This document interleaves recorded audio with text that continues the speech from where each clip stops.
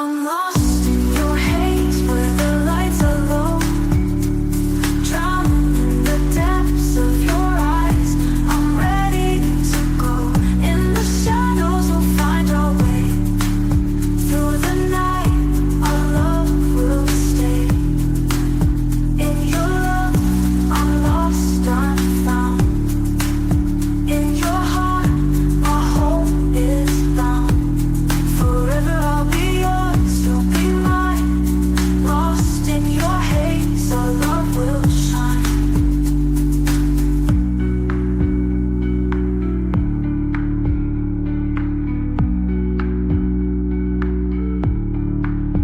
In your love, I'm lost, I'm found. In your heart, my home is bound. Forever I'll be yours, you'll be mine. Lost in your haze, our love will shine.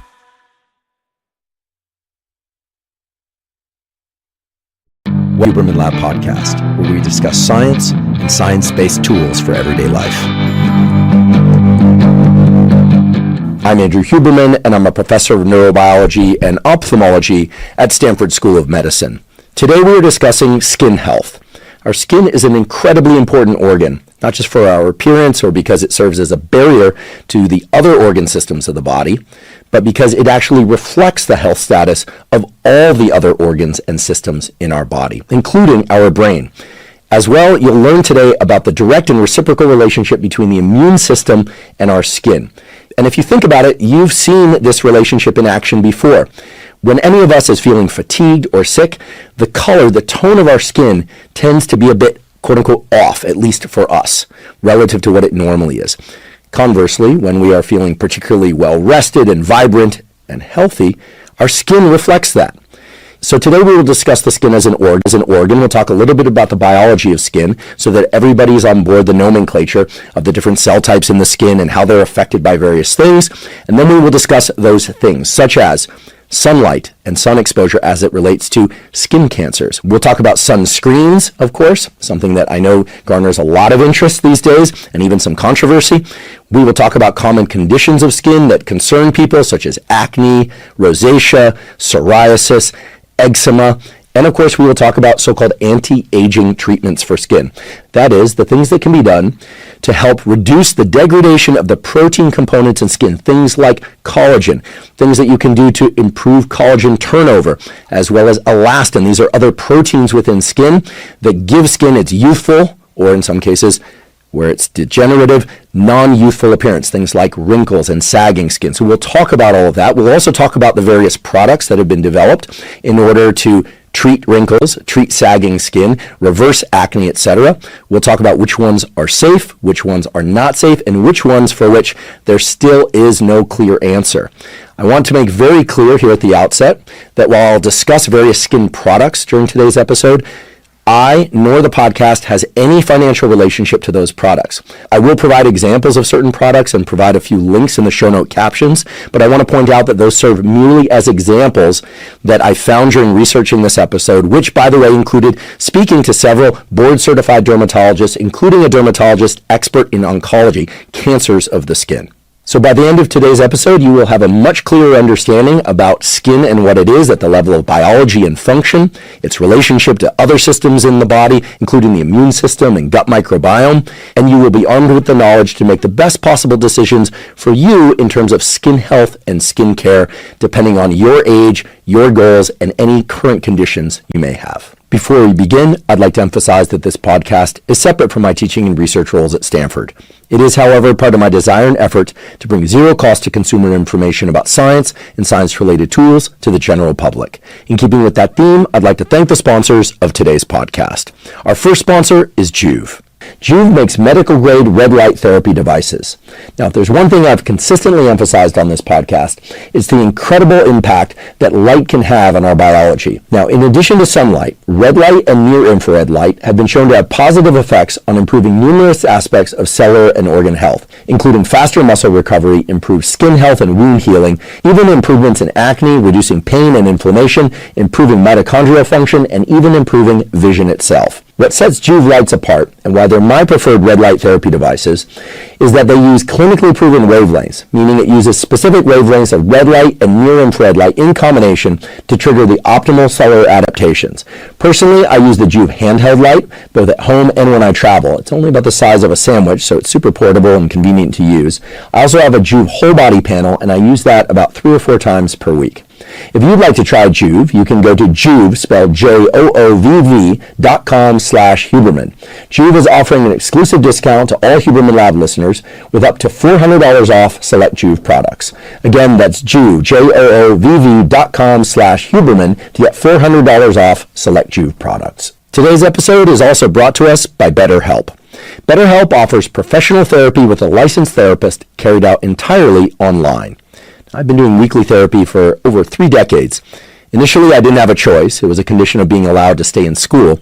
But pretty soon I realized that therapy is critical to overall health. In fact, I consider doing regular therapy just as important as getting regular physical exercise, which of course I also do every week. Research tells us that excellent therapy includes 3 critical ingredients. The first ingredient is a strong rapport between you and the therapist, somebody that you can really trust and talk to about the issues that are concerning you. Second, great therapy should provide support in the form of emotional support or directed guidance towards the issues you're facing. And third, excellent therapy should provide insights, either directly from the therapist or that you arrive at, that you would have otherwise not been able to arrive at had you not had that emotional support and strong rapport. With BetterHelp, they make it easy for you to find an expert therapist with whom you can have those 3 critical components. And because BetterHelp is carried out entirely online, it can mesh well with your schedule. You don't have to commute anywhere. You don't have to find parking. You can fit it into essentially any schedule. If you'd like to try BetterHelp, go to betterhelp.com/Huberman to get 10% off your first month. Again, that's betterhelp.com/Huberman. Today's episode is also brought to us by Roka. Roka makes eyeglasses and sunglasses that are of the absolute highest quality. I've spent a lifetime working on the biology of the visual system, and I can tell you that your visual system has to contend with an enormous number of different challenges in order for you to be able to see clearly from moment to moment. Roka understands all of that and has designed all of their eyeglasses and sunglasses with the biology of the visual system in mind. Roka eyeglasses and sunglasses were first designed for use in sport, in particular for things like running and cycling, and as a consequence, Roka frames are extremely lightweight, so much so that most of the time you don't even remember that you're wearing them, and they're also designed so that they don't slip off even if you get sweaty.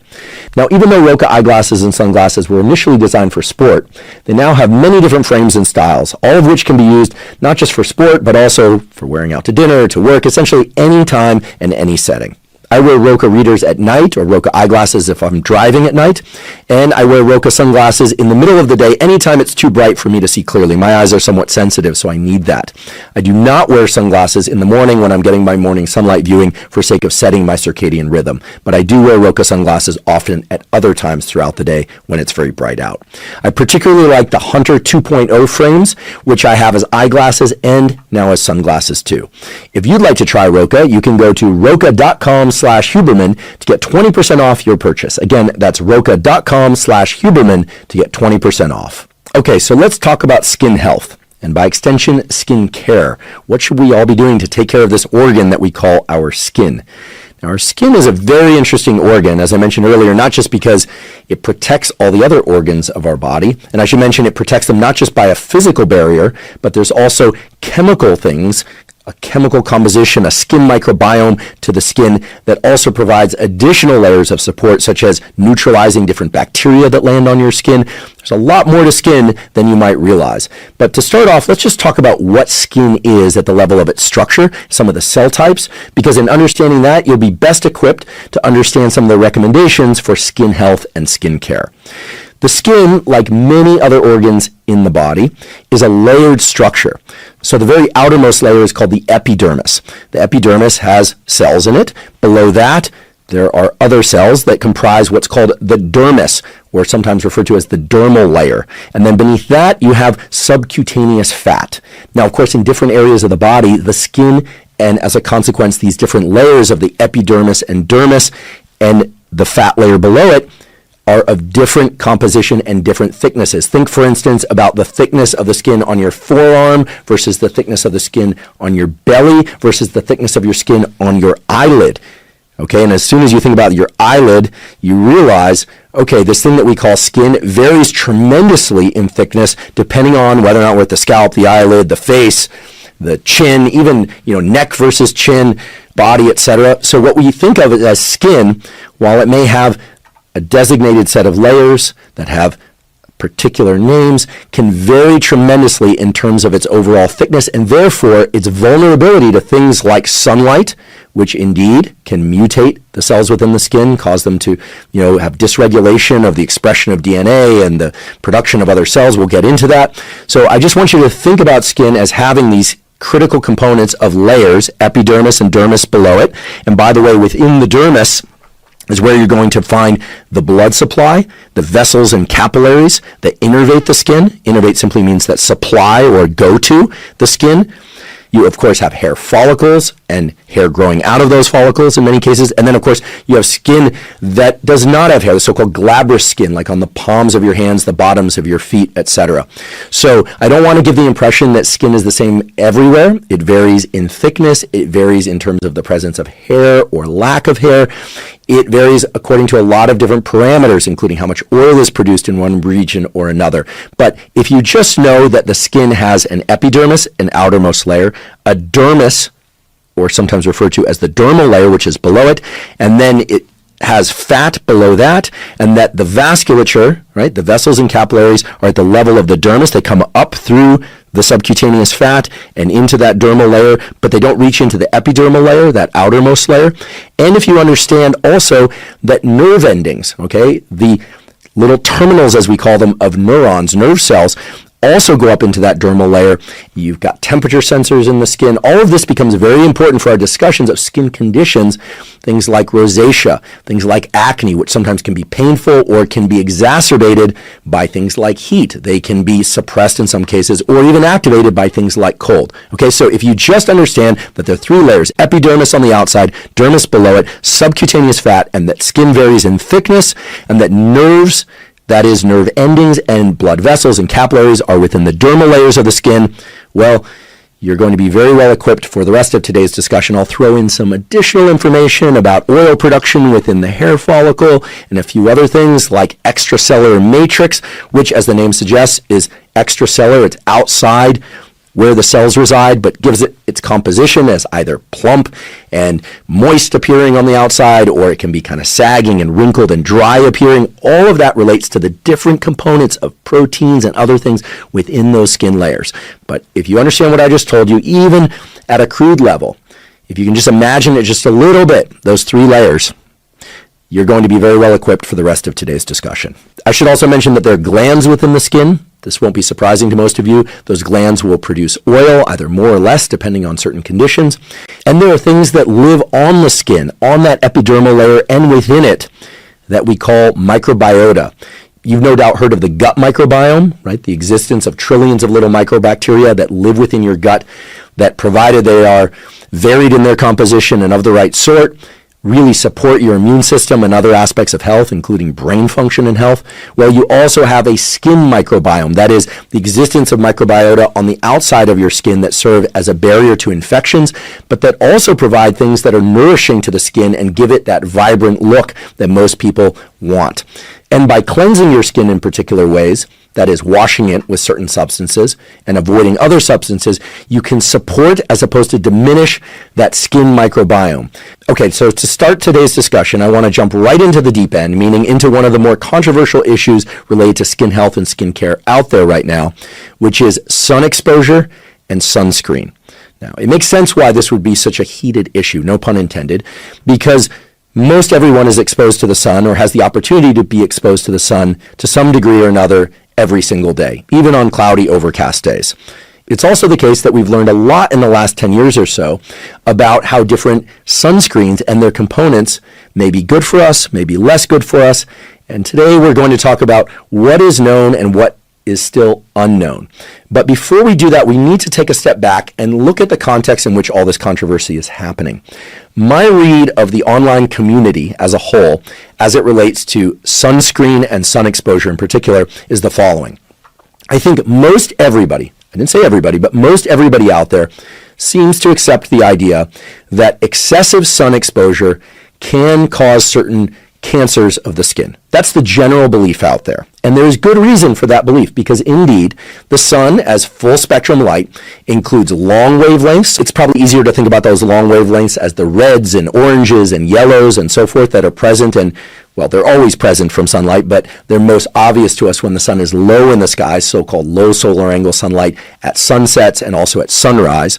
But of course, as full spectrum light, sunlight also includes UV, ultraviolet light of different types. We'll talk about those types today, as well as blue light and green light. And in midday sun, when the sun is overhead, we just see the sun as white light, right? Because containing all those different wavelengths. So while this is not a discussion about wavelengths and optics, for sake of today's discussion, just understand that long wavelength light tends to be more of the red, orange, yellow variety, okay, loosely speaking.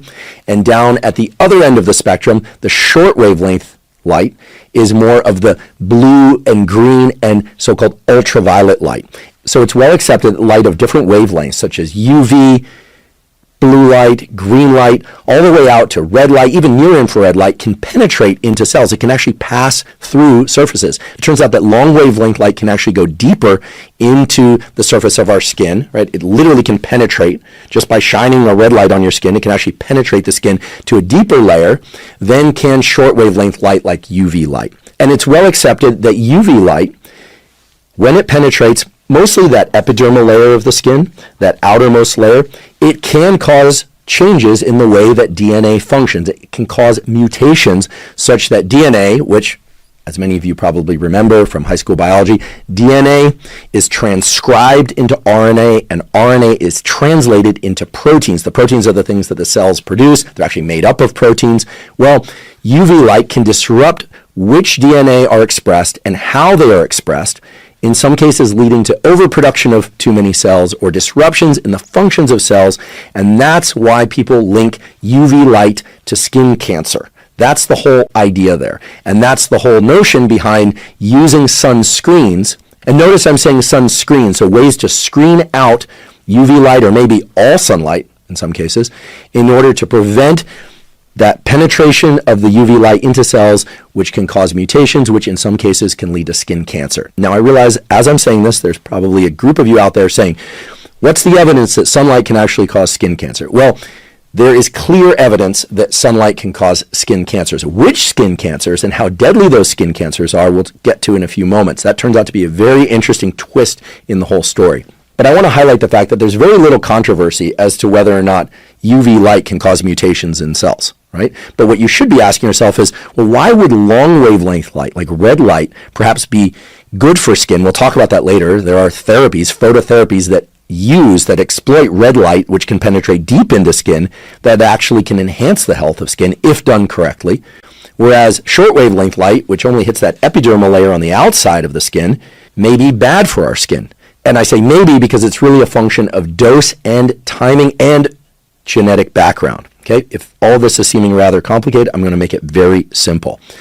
And before I do that, I do want you to ask yourself a question. I want you to ask yourself where you reside on the continuum of beliefs about sunscreen, UV light, and skin cancers.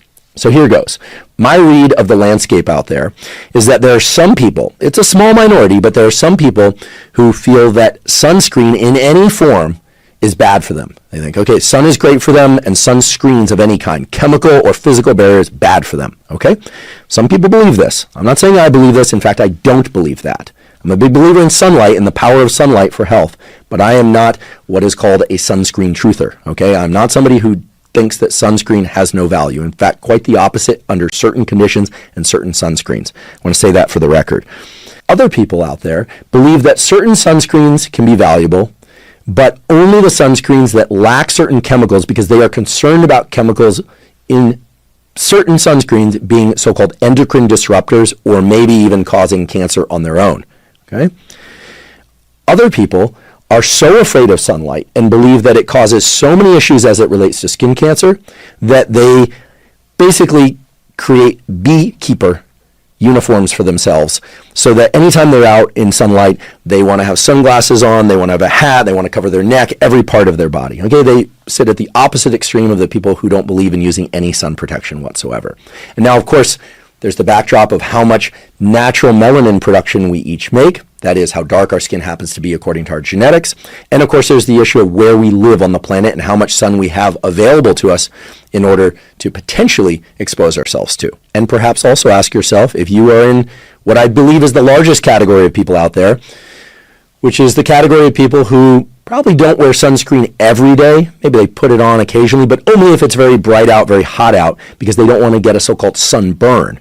And I believe most people fit into that general category of A, not wanting to be burned, B, not wanting to age any faster than they would were they to not wear sunscreen, at least that's their belief, and C, they've just been told that sunscreen's good for them, and they'll reach for whatever sunscreen is on the shelf or that was recommended to them either by their dermatologist or that they happen to find in the pharmacy or when they're out skiing and they notice it's a bright day and so they buy some sunscreen and slather it on. So before I go any further, just ask yourself those questions. Where do you reside? Are you afraid of sunscreen? Do you love sunscreen? Are you in the beekeeper category? Like you think all sun is bad, it's going to give you skin cancer, it's going to age you faster? We'll get to the aging component in a few minutes. But just ask yourself that question as we wade into the material I'm about to cover. So what's the story with sun exposure, sunburn, sunscreen, skin cancer, and aging? I spoke to several different dermatologists about this, including one expert in skin cancers specifically. And what I was told is the following. First of all, sun exposure will disrupt the collagen and elastin, but mostly the collagen composition of your skin in a way that makes it appear as if you're aging faster. Okay, so sun exposure, yes, ages the skin. Now, that does not mean, however, that you want to avoid all sun exposure, because the same dermatologist said that some sun exposure is healthy for us. Why? Because our skin is also an endocrine organ. It's involved in making various hormones. It's part of the vitamin D production pathway, although a little bit later we'll talk about the fact that most people get their vitamin D from their diet, and in some cases also from supplementation. But it is a good idea to get some sunlight for sake of vitamin D production, but also the production of other hormones like testosterone and estrogen. Okay, so every single dermatologist that I spoke to said that some sun exposure is good for us, but that too much sun exposure will accelerate the appearance of aging in our skin. So let's pin that up on the wall as fact, okay? This, again, is not saying you should avoid sun completely. It's also not saying you should get excessive sunlight exposure. It's saying sunlight exposure, by virtue of the UV wavelength's ability to cause mutations in the epidermal layers of the skin and to impact the collagen composition of the dermal layers below it, as well as some of the other proteins present in the keratinocytes, okay, one of the major skin cell types, and other cell types of the skin, does lead to the appearance of aged skin, which is one rationale for wearing sunscreen. Now, when I say sunscreen, everyone, including myself, thinks about lotions or in some cases sprays. But let's pay attention to the one fact that I do think everybody, regardless of what category they are in the general population or what background training a dermatologist has, believes, which is a physical barrier, a shirt, a hat, a jacket. A physical barrier can provide, in some cases, very good protection from the sun. And I don't think there's any controversy whatsoever as to whether or not the composition of the physical barrier is having negative effects on the skin. Okay, you will find those niche communities out there that are saying, okay, certain chemicals present in certain materials that clothing are made with can be problems for the endocrine system, but we're not talking about that here. Okay, what I'm saying is that all dermatologists I spoke to, and I think most every rational human being on earth would say that a physical barrier can help to a great degree in order to protect our skin from the sun as it relates to sunburn, but also acceleration of the appearance of aging in our skin. Okay, so I don't think there's any dispute about physical barriers for protecting the skin. How much you want to protect your skin from the sun, well, that will depend on what category you decided you were in from the earlier discussion. We'll get back to that. What else did all the dermatologists and skincare experts that I spoke to also agree upon? Well, they all said that indeed, excessive sun exposure can increase the propensity for certain skin cancers. I want to go on record by saying I believe that. Why? Well, because of this ability of UV light and some other wavelengths of light potentially to cause mutations in skin cells that can lead to certain skin cancers. Okay, I don't think that's a debated topic out there. There might be a few people out there who are going to hang their hat on a study that I'll go into in a little bit later, which is that the relationship between sun exposure and all-cause mortality is a tricky one. It's one that we'll parse, okay?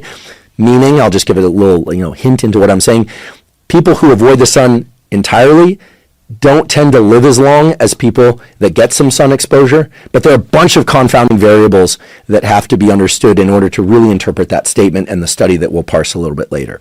For now, let's just accept the reality that the vast, vast majority of dermatologists out there and skincare experts really understand that sun exposure can accelerate aging of the skin, but most will also tell you that some sun exposure is good for you, not just for skin health, but for overall brain and body health. Now, as it relates to skin cancer, the dermatologist oncologist that I spoke to, all right, who did his training at Stanford, and I'll provide a link in the show note captions to his clinic, and you can learn more about some of his work. He's published some really nice papers, said the following, and this was surprising to me. He said, it turns out that the skin cancers that sun exposure causes, while they can be serious and should be taken seriously, they should be treated, those generally are not the most deadly of the skin cancers. Now, why would he say something like that? Okay, he said it because it turns out that there are lots of different kinds of skin cancer. Some of them arise or can arise through sun exposure. Others, and indeed some of the most deadly of skin cancers, are independent of sun exposure. And this is where things can get a little bit tricky. You'll hear out there, sun can cause skin cancer, but not the skin cancers that kill you. I don't think that's really a fair statement. You'll also hear, however, that all the skin cancers that are out there are the consequence of sun exposure, and that also is not true. And if anything, this provides motivation, not just on the part of the dermatologist, but it should be motivation from within all of us to make sure that we understand our background genetics, not just how much pigmentation we carry in our skin by virtue of our genetics, but we should know by asking, if you're not going to get genetically sequenced, which you can do nowadays, of course, but you should know whether or not your family, your genetics, tends to carry certain mutations that make you more prone to skin cancers in general, not just the type that can be exacerbated by sun exposure.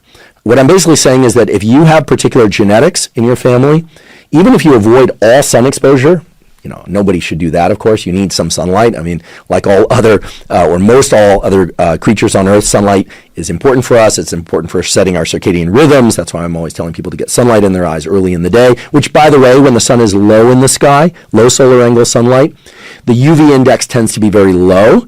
Okay, so you are at the lowest possible risk of getting burned, of getting any kind of mutations to your skin. That doesn't mean you should overdo it. It doesn't mean you should stare at the sun and damage your eyes. I've talked about this a lot on other podcasts, how to get morning sunlight exposure properly. But when the sun is low in the sky, that's generally a safe time to get sun exposure. It's that midday sun, typically between the hours of 11 a.m. or even 10 a.m., depending on time of year and where you're at, and 2 or 3 or 4 p.m., that the sun is overhead and at its greatest intensity, and where the UV index can be very high. It's very easy to look up the UV index, and when the UV index is very high, right? I was down in Australia earlier this year, and the UV index down there is so high, you can almost feel it. You actually can feel it. You step outside and you immediately feel like, wow, my skin is really being bombarded with the sunlight. And I'm somebody who tolerates sunlight pretty well because my dad's fairly, dark pigmentation just naturally by virtue of being South American. Normally I can tolerate the skin pretty well, but you should not rely on just that subjective feel. You should look up the UV index, and we'll provide a few links of good UV index sites that you can look up the UV index and where you might want to be extra cautious about providing a physical barrier or a chemical barrier to protect your skin. Now, a lot of people out there also believe that if you avoid sunburn, you're avoiding skin cancer. Perhaps you're very pale, or it's the early phase of the summer season, or you have a susceptibility to sunlight such that you step outside and you get too much sunlight on a given day and you get a sunburn. That reflects an immune reaction, an inflammatory reaction within the dermal layers of the skin. So that means the vasculature, right? Those vessels and capillaries, they're going to dilate. You oftentimes will get infiltration of things like cytokines, which are of the immune system. You get an inflammatory response. That's why it's red. That's why it's tender to the touch. The nerve endings there can be overly activated. So the reason why your skin actually feels warm, right, when you touch your sunburn is because, in fact, you have an activation of some of the nerve endings at that site, as well as the activation of the local immune system properties that give rise to, again, vessel and capillary dilation. It's a wound of sorts induced by excessive sun exposure. Now, does sunburn cause skin cancer? There's no direct relationship between sunburn and skin cancer, except the fact that sunburn reflects excessive sunlight exposure. And yes, as I mentioned before, It's conclusive that excessive UV sun exposure to the skin can cause certain mutations in skin cells that give rise to certain skin cancers. Why are we parsing things at this level of detail, right? Is this all just semantics? No, it's not just semantics. Many people believe that if they didn't get a sunburn, they are not at additional risk for inducing skin cancer or other issues with skin, right? We're not just talking about skin cancer, we're talking about accelerated aging of the skin according to sun exposure. So let's make this very simple. You don't need a sunburn for the sun to accelerate the aging appearance of your skin.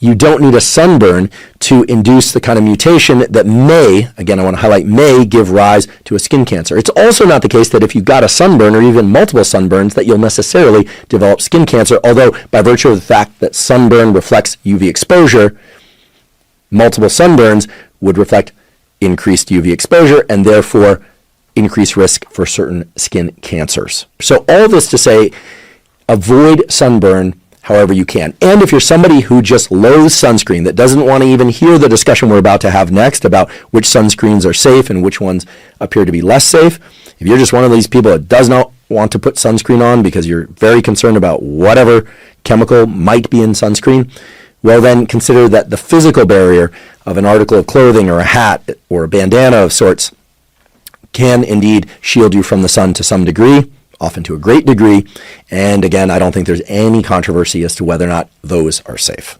As many of you know, I've been taking AG1 for more than 10 years now, so I'm delighted that they're sponsoring this podcast. To be clear, I don't take AG1 because they're a sponsor, rather, they are a sponsor because I take AG1.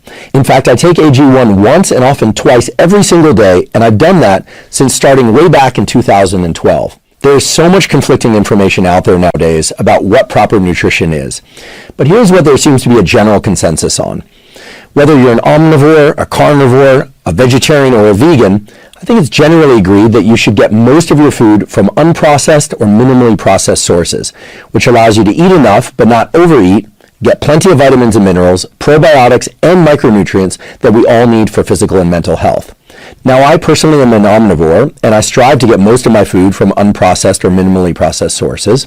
But the reason I still take AG1 once and often twice every day is that it ensures I get all of those vitamins, minerals, probiotics, etc., but it also has adaptogens to help me cope with stress.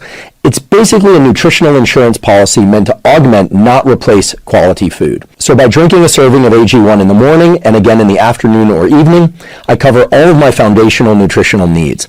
And I, like so many other people that take AG1, report feeling much better in a number of important ways, such as energy levels, digestion, sleep, and more.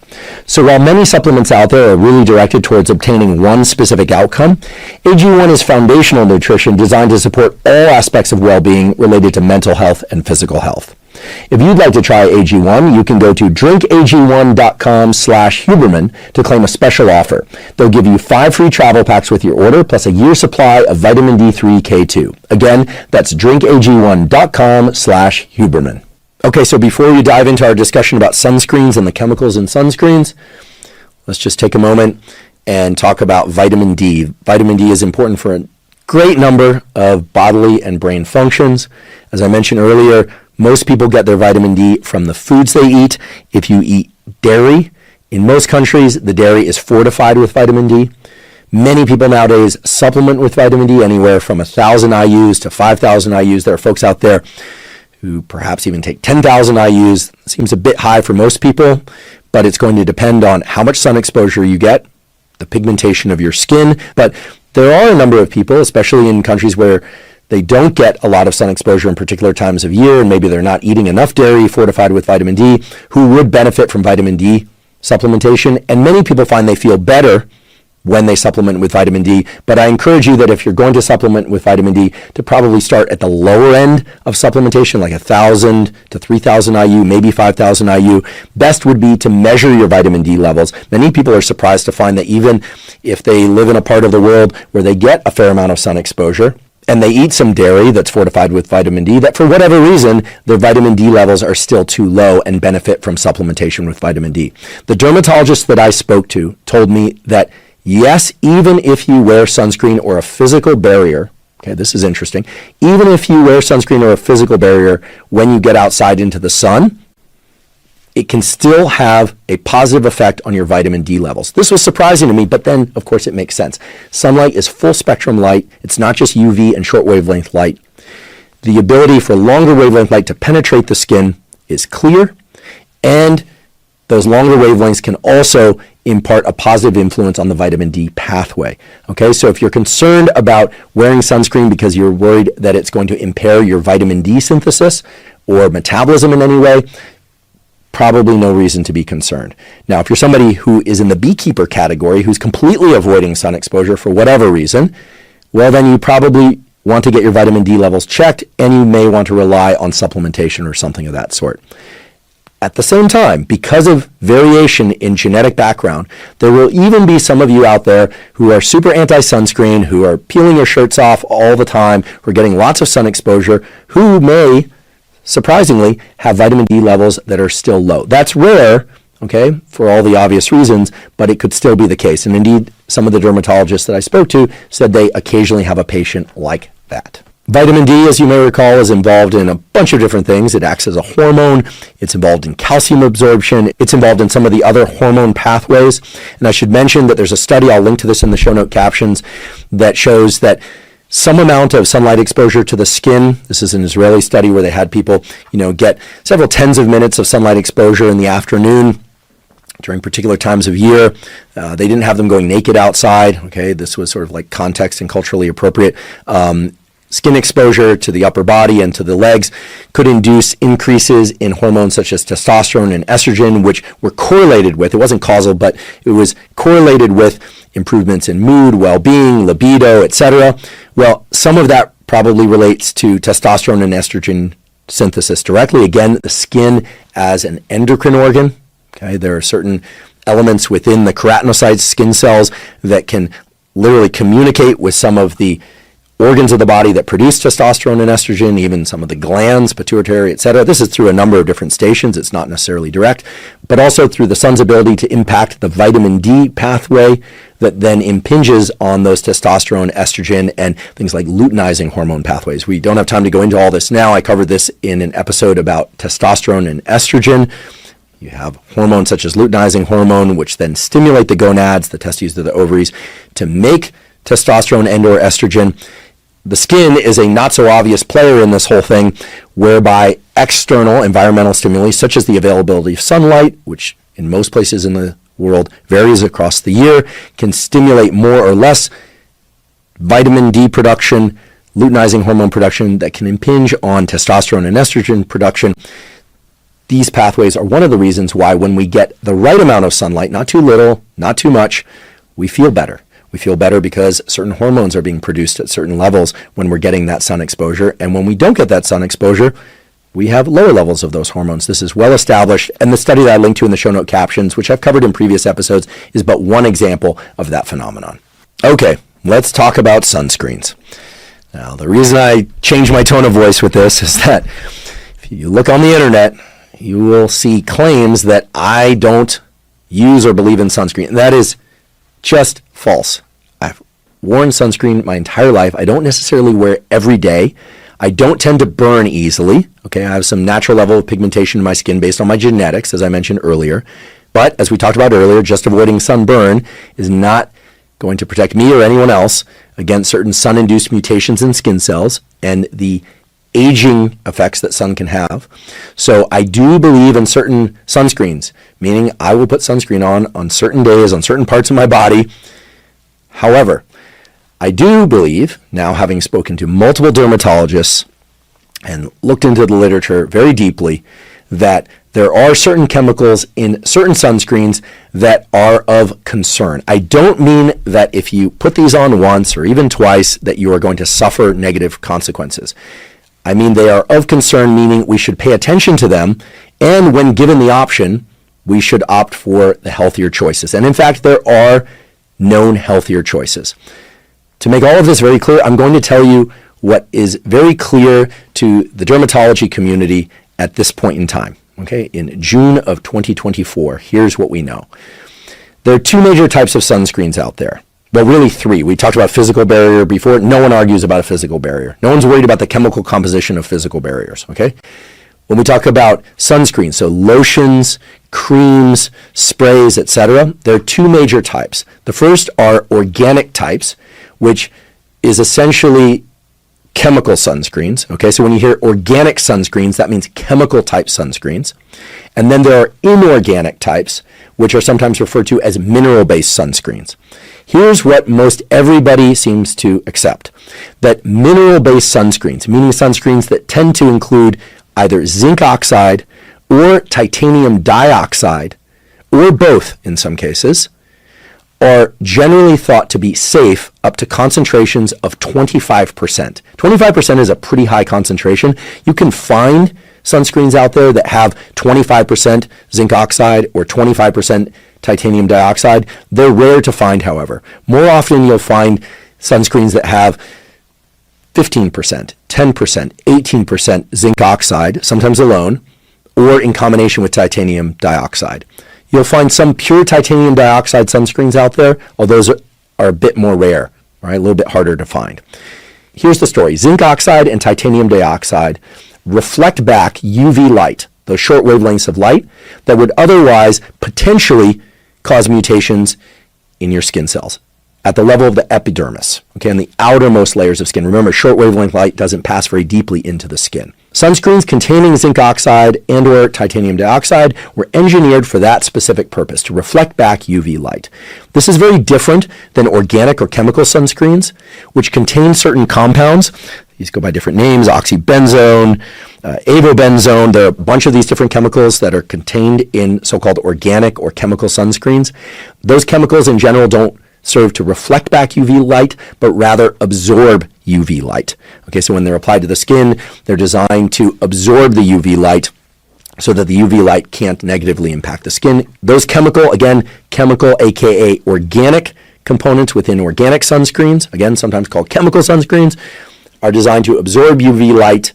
Mineral-based sunscreens, so-called inorganic sunscreens containing things like zinc oxide or titanium dioxide, are designed to reflect back UV light. Why am I telling you this? Well, I'm telling you this because it's generally believed that the zinc oxide and titanium dioxide containing sunscreens are safe up to concentrations of 25%, whereas there is some concern about the chemicals within chemical, aka organic sunscreens, as potential endocrine disruptors, so disrupting things like testosterone synthesis, estrogen synthesis, and other hormones. It's not all just about testosterone and estrogen, folks. Other hormone pathways that many people, including some governing bodies and agencies that assess the safety of different cosmetic and sunscreen products, are concerned about. Now, how concerned they are depends on where you are in the world. Okay, so in Europe, they have different stringencies for what is considered safe versus unsafe or just of concern, as opposed to in the US. Here's what every dermatologist in the US, because those are the ones I spoke to, told me, which is that it is advised that on children younger than 6 months of age, you do not use chemical-based sunscreens.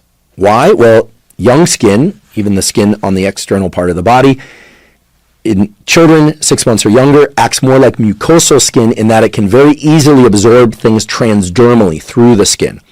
However, even as we age, so into puberty, our young adult years, and even into our elderly years, there is still a capacity for things to pass transdermally through the skin, although because of some of the additional barriers formed within the dermal and epidermal layers of the skin, things like extracellular matrix, the changes in collagen, etc., there's less tendency for compounds to pass transdermally through the skin. Now, that just simply highlights the fact that if you are a very young person, or if you're applying sunscreen to a very young person, maybe 6 months or younger, but also perhaps older, depending on how careful you want to be, to avoid these chemical-based sunscreens. There is very little, if any, evidence that the mineral-based sunscreens are of concern for transdermal passage into the skin at concentrations of 25% or less, meaning sunscreens containing zinc oxide and titanium dioxide are probably safe, or at least have been deemed safe enough that they are freely available on the market, and we are told that they are safe for people of all ages. So if you are somebody who is concerned about the chemicals in sunscreen, most every dermatologist or chemist who works on sunscreens will tell you, well, mineral-based inorganic sunscreens are going to be your safer option if you're concerned. But get this, the chemical-based sunscreens, while some of the chemicals in them indeed can be quite scary when you read the literature, you look at some of these things like oxybenzone, avobenzone, and some similar chemicals, even at low concentrations, have been shown to be endocrine disruptors. People talk about how the fact when they apply these sunscreens, they can taste them in their mouth. There's a lot of fear around these, and some of that fear is substantiated.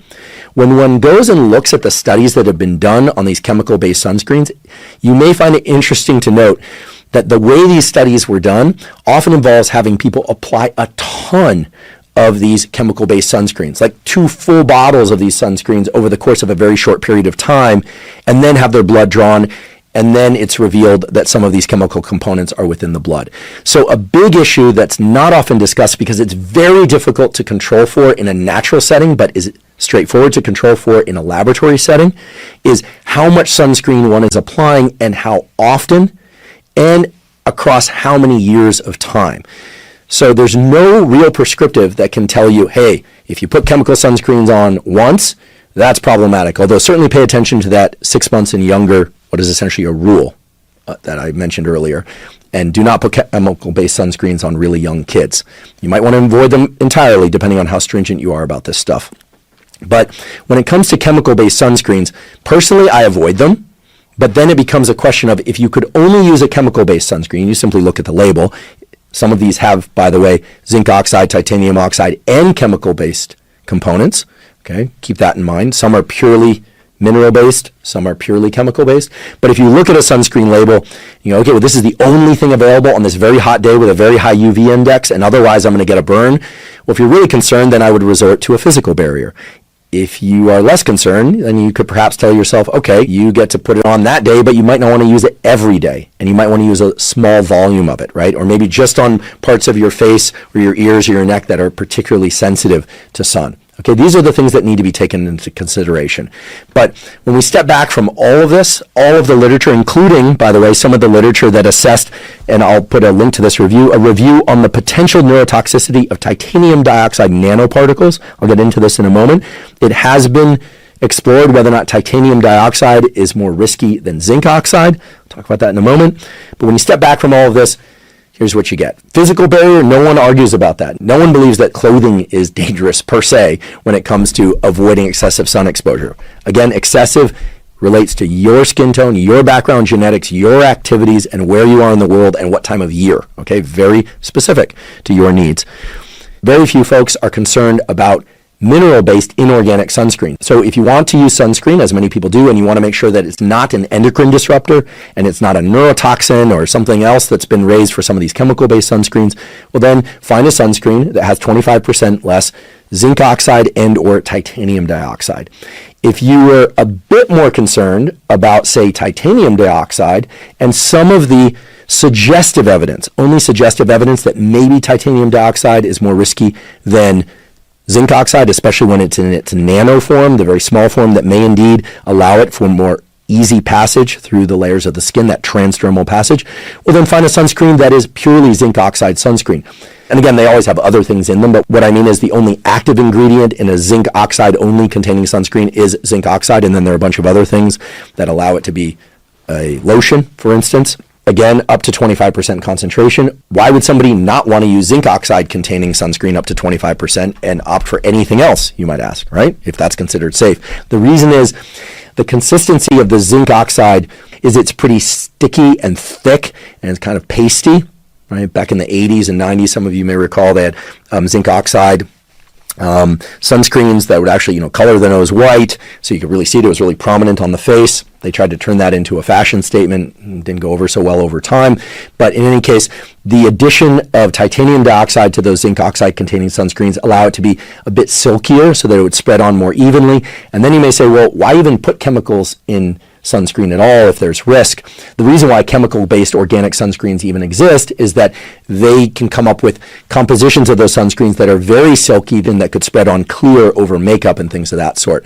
But there are these concerns about some of those chemical components as endocrine disruptors and potentially as mutagens that could cause other issues, or any number of different things. You can find all sorts of concerns out there on the internet. Most of those concerns are not substantiated, but these chemicals can be problematic at high concentrations, and that takes us back to the point made earlier, which is that in the studies of those chemicals and the reasons, in some cases being banned in certain countries, in other countries carrying warning recommendations, the amount of those chemical-based sunscreens that were applied was exceedingly high. So if you're wearing sunscreen very often, you're wearing a lot of it, probably best to veer towards a mineral-based sunscreen. If you are concerned at all about the chemicals in chemical-based sunscreen, wear a mineral-based sunscreen and or use physical barrier. And if you're somebody who just doesn't believe that sunscreens are safe whatsoever, well, as far as I know, it's a free world. You don't have to wear sunscreen, but then I would say you need to be very aware of the fact that sun can induce the appearance of accelerated aging in the skin, right? That's an actual process that takes place. There's really no debating that, frankly. And sun exposure can potentially accelerate or even give rise to certain skin cancers, and nobody wants that. Okay, before we move on to a discussion about what can be done to increase the youthfulness of our skin or the appearance of youthfulness in our skin, we need to have a bit more discussion about skin cancers.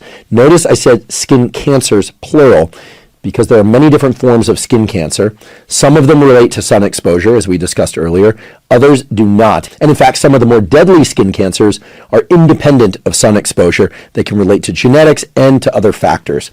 So the most straightforward story about all of this is that approximately 80 to 90% of melanomas, which are skin cancers, and they are very serious skin cancers that can indeed be very deadly, arise in what's called de novo skin. De novo skin is non-mole skin. Now, does that mean that you should not pay attention to the shape and any changes in your moles? No, you absolutely should. But for people who have naturally darker pigmentation everywhere or who have very few moles, then you aren't going to be able to use the monitoring of your moles as the only readout of potential development of skin cancer. And frankly, everybody should be thinking about these more serious skin cancers independent of moles or changes in moles. Here are a couple things that everyone should pay attention to. If you have a pimple-like lesion or you have any kind of spot on your skin that seems like it's an acne that's lasted more than a month, or you have an area that's seeping something that might look like plasma or pus or blood, and it persists over a long period of time, like a month or more, absolutely get that checked out by a dermatologist. Okay, don't wait any longer than a month. Get it checked out. In addition, it's highly recommended that you go in and you get your moles checked by a dermatologist, and frankly, that you get all of your skin checked by a dermatologist at least once per year. This is going to really protect you against both the sun-induced skin cancers and other forms of skin cancer. The most common form of sun exposure-induced cancers are basal cell carcinomas, and indeed those are less deadly than many of the melanomas, but they still can be exceedingly problematic and they can be deadly. So it's very important to get these checked out. Now, there are websites, and I'll provide a link to one of them in the show note captions, for which you can look at a bunch of different examples of different moles and how they change over time. And if you happen to have a mole that resembles the appearance of any of the moles in that image gallery, then you would be wise to go to a dermatologist right away, because it could be, again, could be cancer of some sort. You do not want to let these things linger for too long. At the same time, many people get concerned about one mole that didn't have an irregular border and then suddenly has an irregular border. There are a lot of different features, as you'll learn from the website, or if you talk to your dermatologist, that relate to whether or not something is predicting skin cancer or has become skin cancer. It's not just irregular border, it's changes in size, certainly changes in pigmentation, vascularization, bleeding, any kind of seeping. There are a lot of different things there. So don't be alarmed at first appearance of one of these things, but do take it seriously. And keep in mind that there are things that your dermatologist can do to help prevent certain skin cancers. So for instance, there's a growing trend now among dermatologists to suggest laser resurfacing of skin. That is a laser used to essentially disrupt that epidermal outermost layer, turn it over so that it regenerates, because it can indeed regenerate, to create new cells there. Keep in mind that UV light and other factors in the environment can cause mutations within that skin layer. Sometimes they're caused by genetic factors, but often environmental factors like sun and chemicals and other things. And by encouraging turnover of that skin layer through laser resurfacing, which, by the way, may also increase the sort of youthfulness appearance of your skin, so many people are motivated to do it for that reason, can dramatically reduce the incidence of certain kinds of skin cancer. In fact, The dermatologist that I spoke to, who's an expert in derm-oncology, cancers of the skin, said that laser resurfacing can cause a 30% reduction in skin cancers because of this ability to rejuvenate that epidermal layer. And that's especially true for areas of the body like the face, ears, neck, tops of the hands, etc., for which the sun often induces the most damage because those are the most exposed parts of the body on a regular basis. And by the way, this whole thing about skin cancer is not a trivially small number. It's a big number. In the U.S. alone, there are up to 4 million cases per year of what's called squamous cell carcinoma, one of these forms of skin cancer. So getting checked out by a highly qualified dermatologist on a yearly basis, maybe even more if you're really concerned about this, because you have a lot of familial, genetically inherited skin cancers, things of that sort, is really highly advised. I'd like to take a brief break and acknowledge one of our sponsors, Element. Element is an electrolyte drink that has everything you need. That means the electrolytes, sodium, magnesium, and potassium in the correct amounts and ratios, and nothing you don't, which means no sugar. Now, I and others on this podcast have talked about the critical importance of hydration for proper brain and body functioning. Even a slight degree of dehydration can diminish cognitive and physical performance. It's also important that you get adequate electrolytes. The electrolytes, sodium, magnesium, and potassium, are critical for the functioning of all the cells in your body, especially your neurons, your nerve cells. Drinking Element dissolved in water makes it very easy to ensure that you're getting adequate hydration and adequate electrolytes. To make sure I'm getting proper amounts of hydration and electrolytes, I dissolve 1 packet of Element in about 16 to 32 ounces of water when I wake up in the morning, and I drink that basically first thing in the morning. I'll also drink Element dissolved in water during any kind of physical exercise I'm doing, especially on hot days when I'm sweating a lot, losing water and electrolytes. They have a bunch of different great tasting flavors of Element. My favorite is the watermelon, although I confess I also like the raspberry and the citrus. Basically, I like all the flavors. And Element has also just released a new line of canned sparkling Element. So these aren't the packets you dissolve in water. These are cans of Element that you crack open like any other canned drink, like a soda, but you're getting your hydration and your electrolytes with no sugar. If you'd like to try Element, you can go to drinkelement, spelled lmnt.com/Huberman, to claim a free Element sample pack with the purchase of any Element drink mix. Again, that's drinkelement.com/Huberman to claim a free sample pack. Now, with respect to everything we talked about sun exposure, sunscreen, and skin cancer, I'd be remiss if I didn't discuss a study that's often used kind of as a wedge or a weapon in the online debates about sun exposure, skin cancer, and mortality. And the title of this study is, quote, Avoidance of Sun Exposure as a Risk Factor. That's right, sun exposure as a risk factor for major causes of death, a competing risk analysis of the melanoma in southern Sweden cohort. So the basic design of this study was to evaluate people's self-reported amount of sun exposure across many years, and then to correlate that with all-cause mortality. And then to relate it to different causes of disease, in particular cardiovascular death, compare this to smokers. Keep in mind that some of the people who were reporting their sun exposure were smokers, some weren't. And the conclusion of this study that drew a lot of attention and continues to draw a lot of attention is the following. Quote, and here I quote from the abstract, non-smokers who avoided sun exposure had a life expectancy similar to smokers in the highest sun exposure group. Okay, I'm going to repeat that. Non-smokers who avoided sun exposure had a life expectancy similar to smokers in the highest sun exposure group.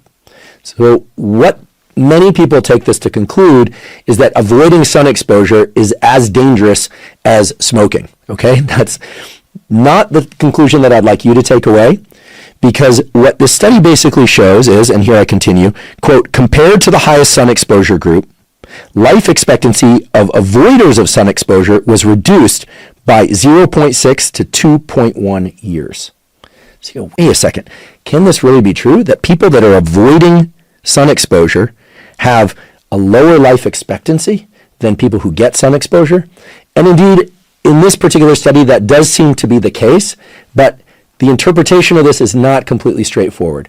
Here's what we know.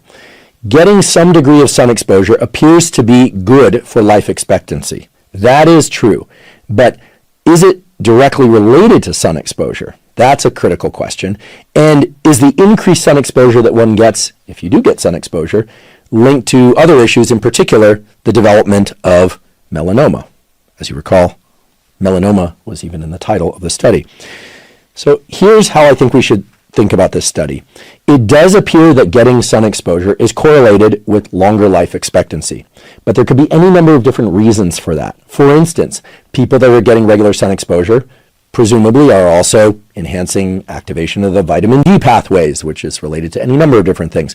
They no doubt are experiencing increased feelings of well-being. I talked about papers that have substantiated that earlier, and frankly, we didn't even need a scientific study to substantiate that, although it's always great to have it.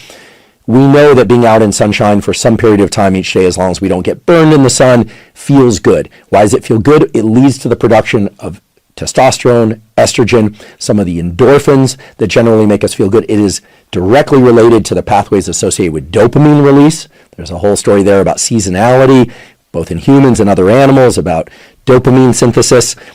When we get sunlight, there's elevated dopamine and serotonin and testosterone and estrogen and feelings of well-being and libido. This is all well substantiated in animal models and humans. So getting sun exposure makes people feel good. When people feel good, they tend to be lower stress. When people are feeling good and they have energy, because there indeed is a direct relationship between sun exposure, especially to the eyes early in the day, and our feelings of elevated mood and alertness and energy.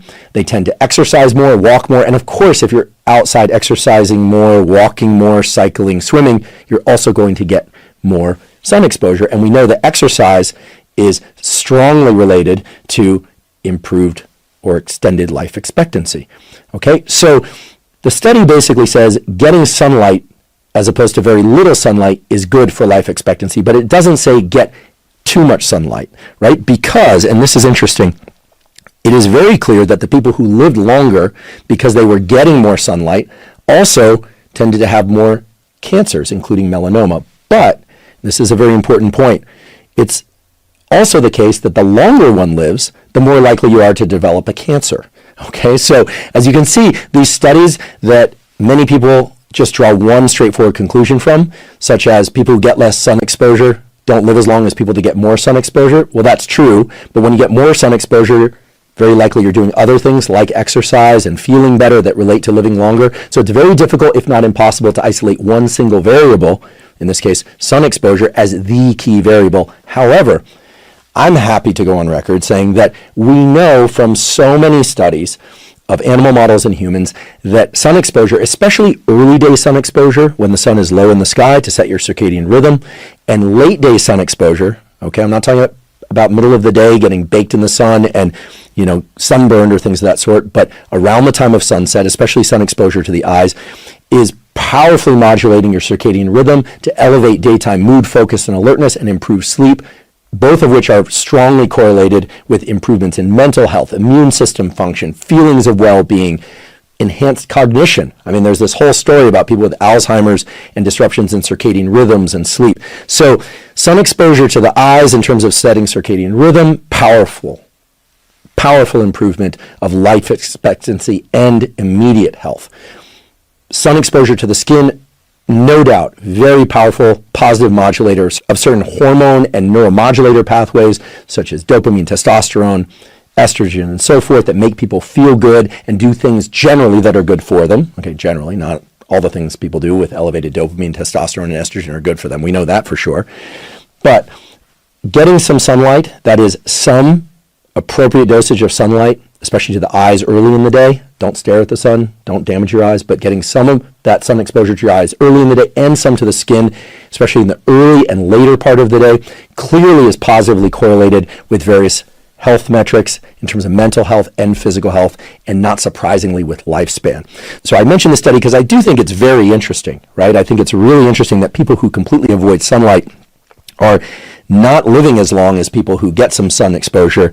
And some of this actually is on par with what's experienced with cigarette smoking. I think something that everyone agrees is negative in terms of life expectancy, and certainly is not good for a great number of different systems within the brain and body. But I think the study sometimes is used to highlight the wrong conclusion, which is that sunlight itself is extending lifespan. I think that very simple conclusion can be taken too far and can start to negate some of the equally important messages about excessive sunlight exposure causing certain problems as it relates to skin cancers, which we talked about earlier, as it relates to things that you can do in order to offset some of that risk with, if I were to suggest, a physical barrier if you need it, a chemical-based sunscreen if you choose to use sunscreen, and of course, that's an independent choice that each of us have to make for ourselves. Okay, let's talk about youthfulness of skin, or the appearance of youthfulness in skin. Before I did this episode, I put the call out on social media for questions about skin and skin health, and I must say that the vast majority of questions related to this topic. And it's a very interesting one because it relates to a lot of decisions that people are making about what to do, what to buy, or not buy, as the case may be, and it is an enormous, probably hundreds of billions of dollars industry, if not trillion-dollar industry over time, this business of devices, products, and procedures to try and reverse aging or the appearance of aging in skin, or even create de novo new synthesis of collagen in skin and other things to make skin look more youthful. Okay, so if we step back from this whole area, we have to ask ourselves, what do we know for sure about what makes skin look youthful? And what can be done to make skin look more youthful? And to understand the answers to those questions, we simply have to go back to the beginning of today's discussion for just a moment. Remember that we have the epidermal layer of skin, we have the dermal layer of skin, where you have the vasculature, the blood vessels and capillaries, you have the nerve inputs there, and you have a bunch of different cell types in there, the keratinocytes.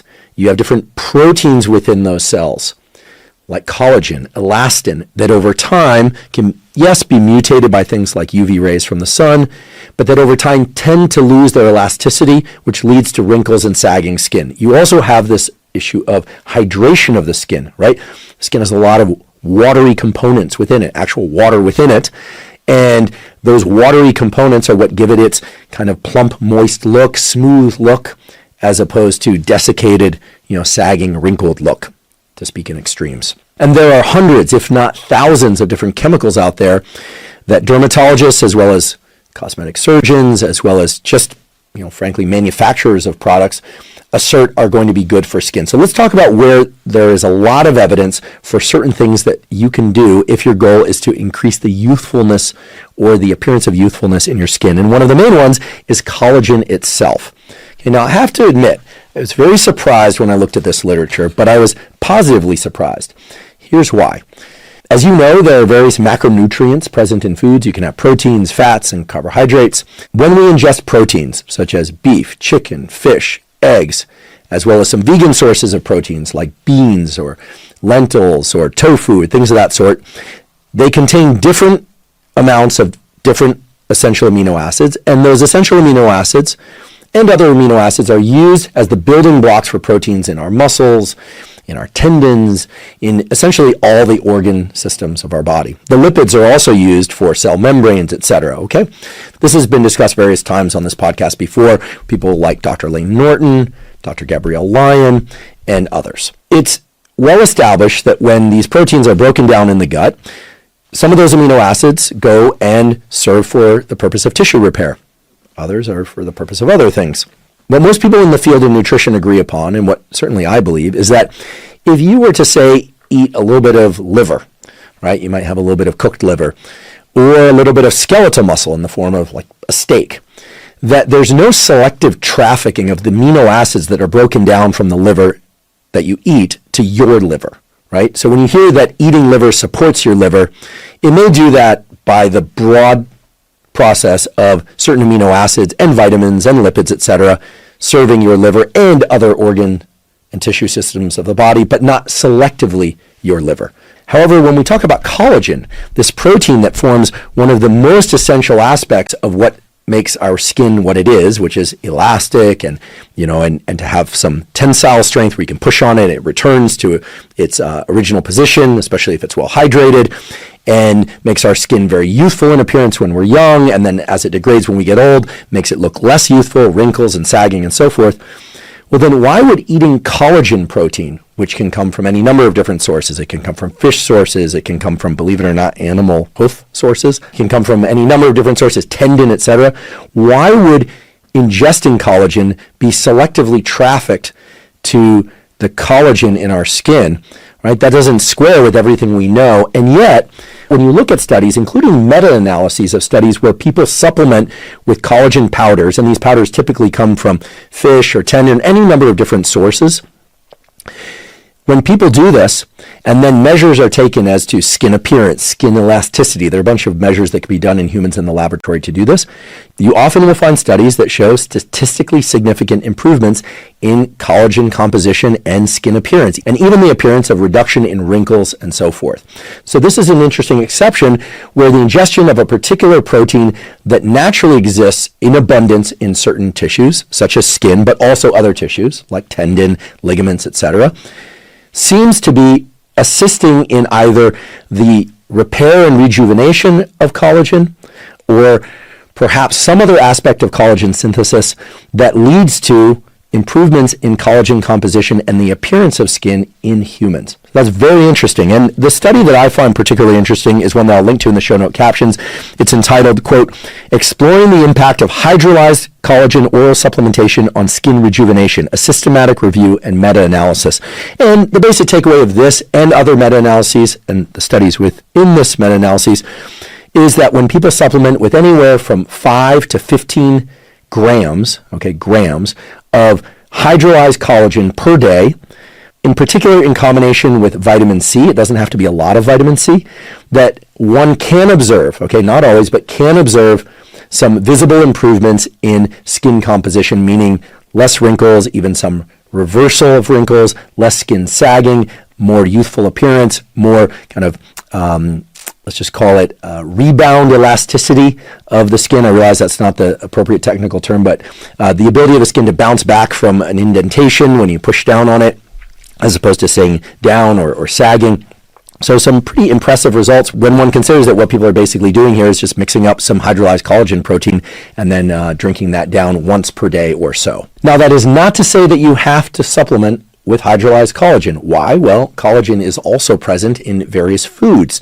So for instance, drinking bone broth, beef bone broth, chicken bone broth is a rich source of collagen. You can go online and simply look up just by web search. You can just say, what foods contain high levels of collagen, and you'll get a list of things back there. Hopefully a few of those are not just palatable to you, but you actually like, and you can start to include those in your daily diet.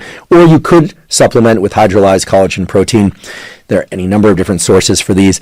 It's interesting that while indeed I don't believe, and there is frankly zero evidence for selective trafficking of amino acids arising from a particular organ source to that particular organ when you ingest it, it is interesting that consuming hydrolyzed collagen in the form of a supplement or deriving it from foods like bone broth, etc., does seem to be able to improve collagen synthesis or the appearance of skin, making it more youthful. For those of you that are interested in ingesting collagen peptides as a way to improve the youthfulness of your skin, I should mention that the dosages there come in a range depending on the studies that you've looked at, and the dermatologist that I spoke to said if one decides to go down this route of supplementing or getting collagen from food sources, you want to aim for anywhere from 15 grams to 30 grams of collagen peptides per day. Okay, that's a bit higher than what was used in a number of studies, but you'll find studies that use 30 grams, and that whole process can be augmented, can be improved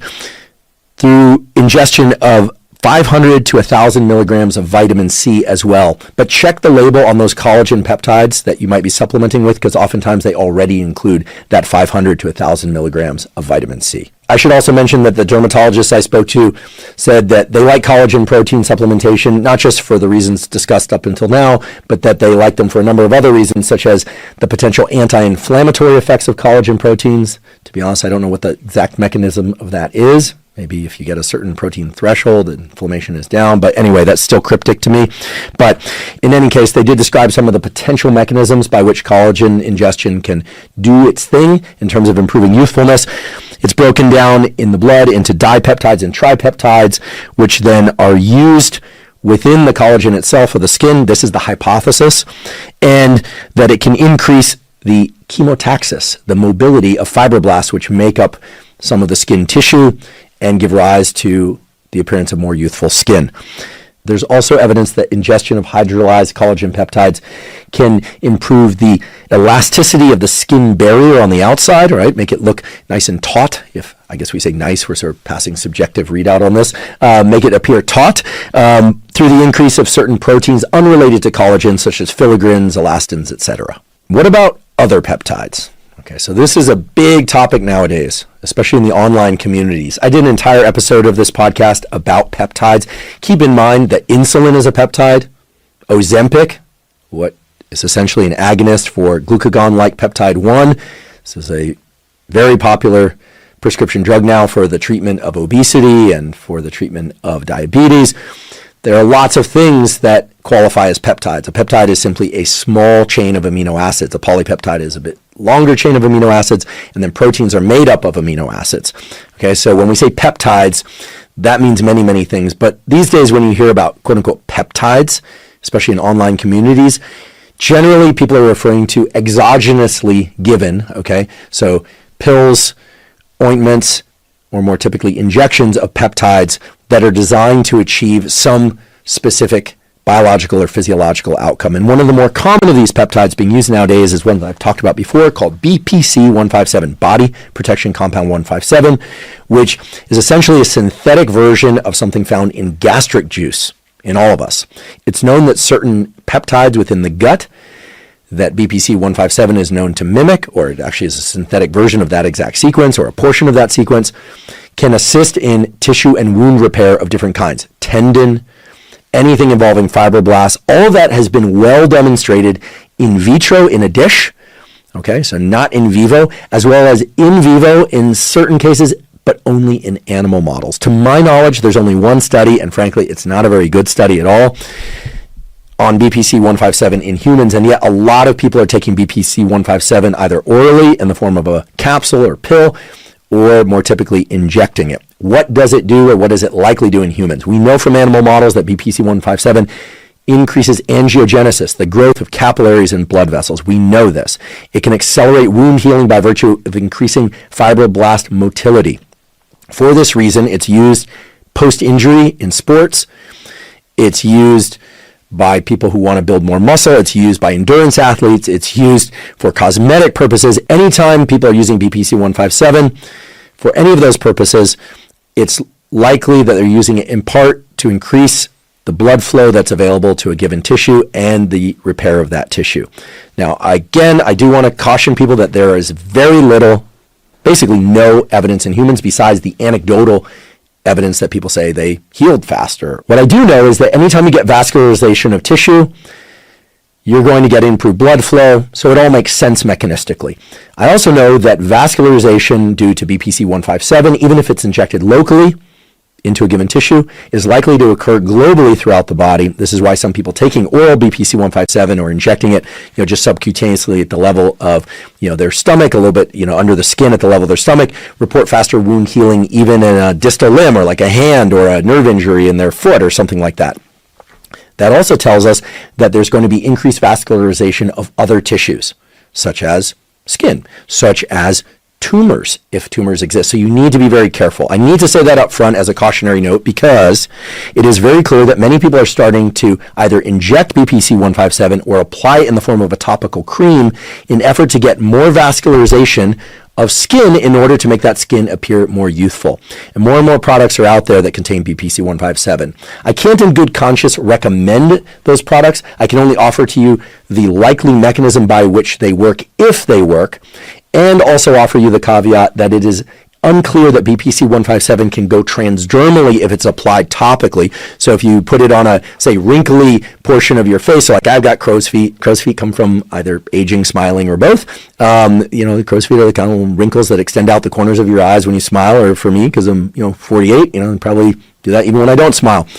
The logic would be that if you take a cream containing BPC-157 and you put it on there, that you'll get increased vascularization of that area, delivery of more growth factors and nutrients, and those wrinkles will either be halted in their aging progression or that they will reverse. That's the logic. To my knowledge, there are no clinical studies, and I'd love to know from you if you've tried these products. Please put your experience of those in the comments on YouTube so we can get a sense of whether or not people are having good results with this. That, of course, is not a controlled study, but I'm very curious as to know. Many of the products that contain BPC 157, by the way, also contain copper. Copper is a trace mineral. It's found in your diet. There is some evidence that copper is important for some of the collagen and other elements of skin synthesis pathways. And so the mechanistic logic and the biochemical logic is there on paper. However, it's also clear that ingesting too much copper can induce an inflammatory response and would lead to the exact opposite desired effect that people who are using copper, and usually copper BPC containing products, are taking them for, which is to halt or reverse the appearance of aging in their skin.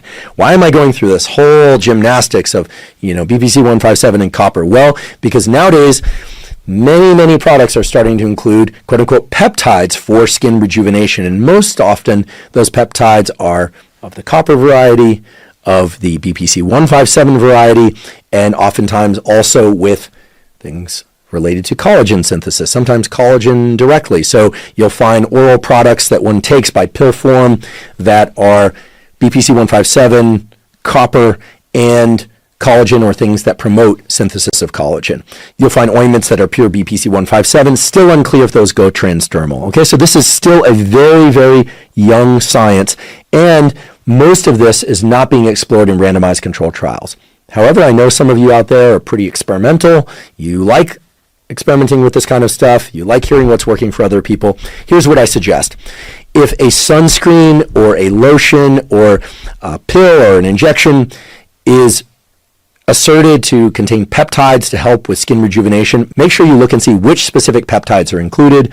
Know the risks associated with BPC 157. It's uncertain risk about acceleration of tumor growth, but the mechanistic logic is just as strong for that with BPC 157 as it is for BPC 157 encouraging vascularization of any other tissue, muscle, tendon, ligament, or skin for that matter. So I'm not telling you what to do, just know what you're doing and understand the likely mechanisms behind it in the absence of any of these randomized controlled trials. I will say, in service to making sure that your diet and or supplementation includes enough trace mineral copper.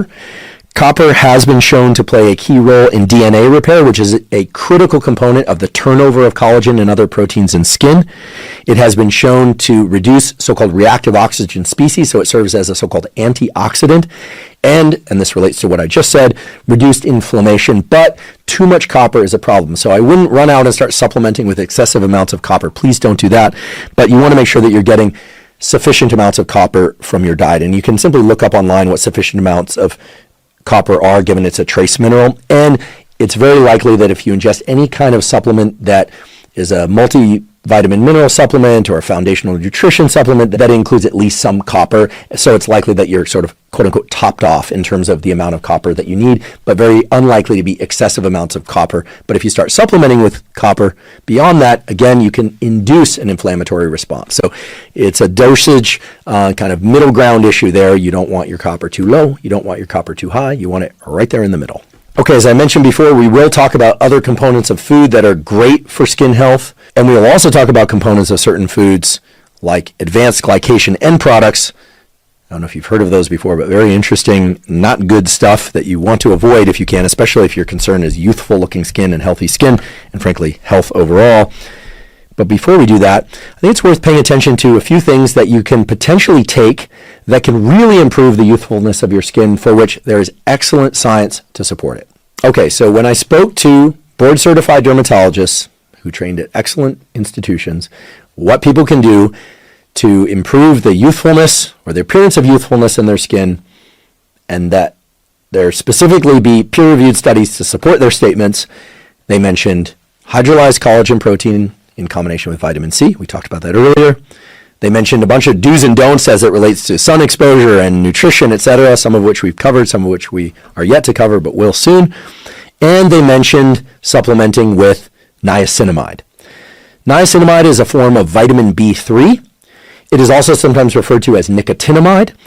And I was told that when taken at twice per day, at a dosage of 500 milligrams per dose for a total of 1 gram or 1,000 milligrams per day, that niacinamide supplementation can increase the production of ceramides, which relate to the lipids in skin that improve the moisture in skin. And by the way, moisture in skin is a key component of the youthfulness or plump appearance of that skin. And when I say plump, I don't necessarily mean outwardly rounded plump. I mean the fact that the skin looks like the outermost layer of the skin, which you now know as the epidermis, is kind of taut, and the skin looks hydrated and smooth at the level of its outer appearance. All of that is improved by niacinamide supplementation, but that the supplementation has to be carried out for 3 to 6 months or more before that effect is noticed. Now, the origin of the niacinamide effect on the youthfulness of skin could also be related to the fact that there's evidence that niacinamide supplementation can reduce inflammation of skin overall. We haven't talked so much about the immune-skin relationship, although as I alluded to at the beginning of the episode, this is a key relationship. But for those of you suffering from rosacea, from acne, so rosacea being a reddening of the skin, we're going to talk more about it later and specific things that can be done for it. Acne almost always involves some reddening, often painful reddening of specific pocks on the skin, sometimes even the appearance of pus-filled bumps, this sort of thing. That niacinamide supplementation may also assist there because of the reduction in inflammation, and we'll talk all about the relationship between inflammation and acne. Regardless of whether or not you suffer from rosacea or acne or not at all, that niacinamide supplementation may benefit you. Also, because niacinamide supplementation appears to balance the level of oil production in the skin, you need oil in the skin, you need oil down in those pores, but not too much. And that it can definitely help reduce the appearance of clogged pores. And if you're concerned about pores that appear too large, this typically happens in the face, around the nose, on the upper cheeks, although other regions of the body as well, niacinamide supplementation may assist with that as well.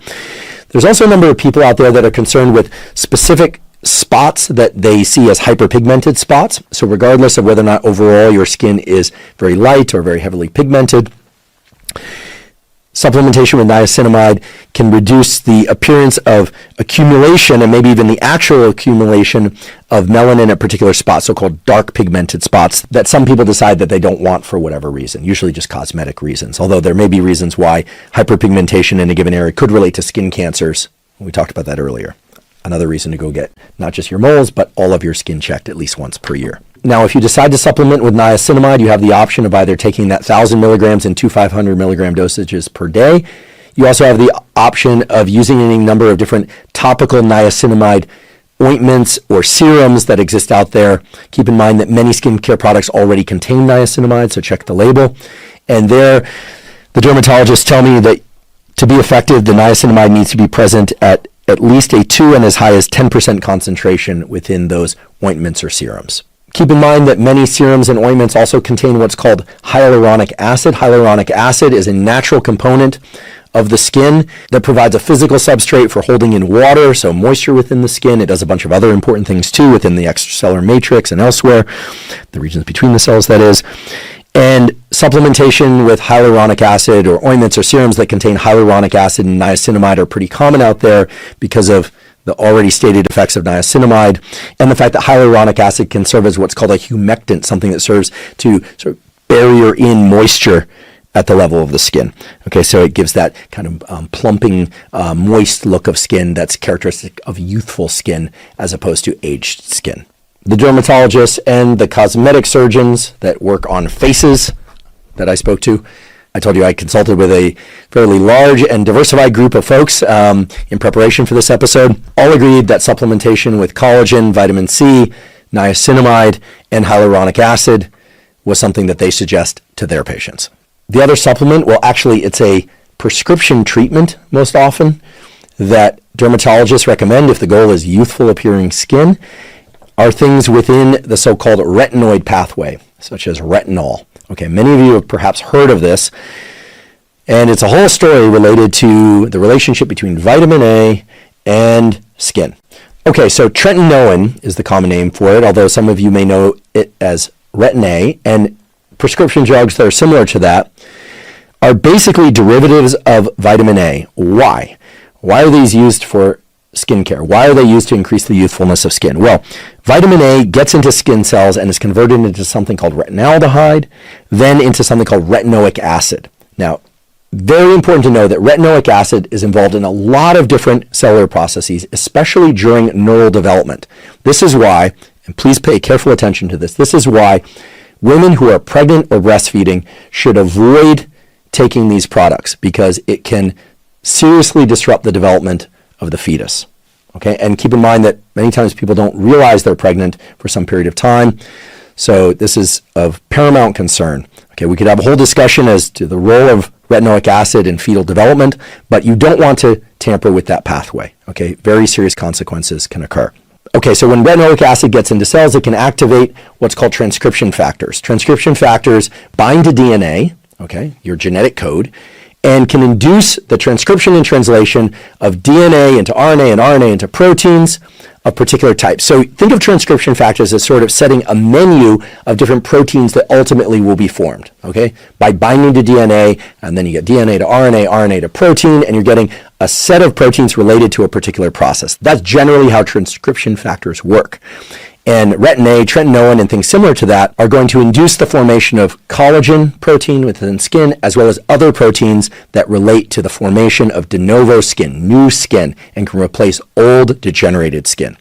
So the dermatologists that I spoke to were really bullish about the fact that, believe it or not, they felt that people starting in their 20s could very well, as long as they're not pregnant or lactating or planning to get pregnant, could take retin A or things similar to it in order to stimulate the production of more skin and look more youthful. Now, for people already in their 20s, by my read, they're already youthful, but that they could initiate the use of these compounds at least in one's 20s and continuing on really as long as they wanted through life. And they told me about, quote, remarkable results. So I said, well, why isn't everyone aware of this? Why isn't everyone taking them? Well, it turns out that these different compounds can also increase sensitivity to light, make you more prone to sunburn, to some of the other effects of light on skin, even from screens or from artificial light. So one has to be careful about inducing too much skin sensitivity to light of all kinds, not just sunlight.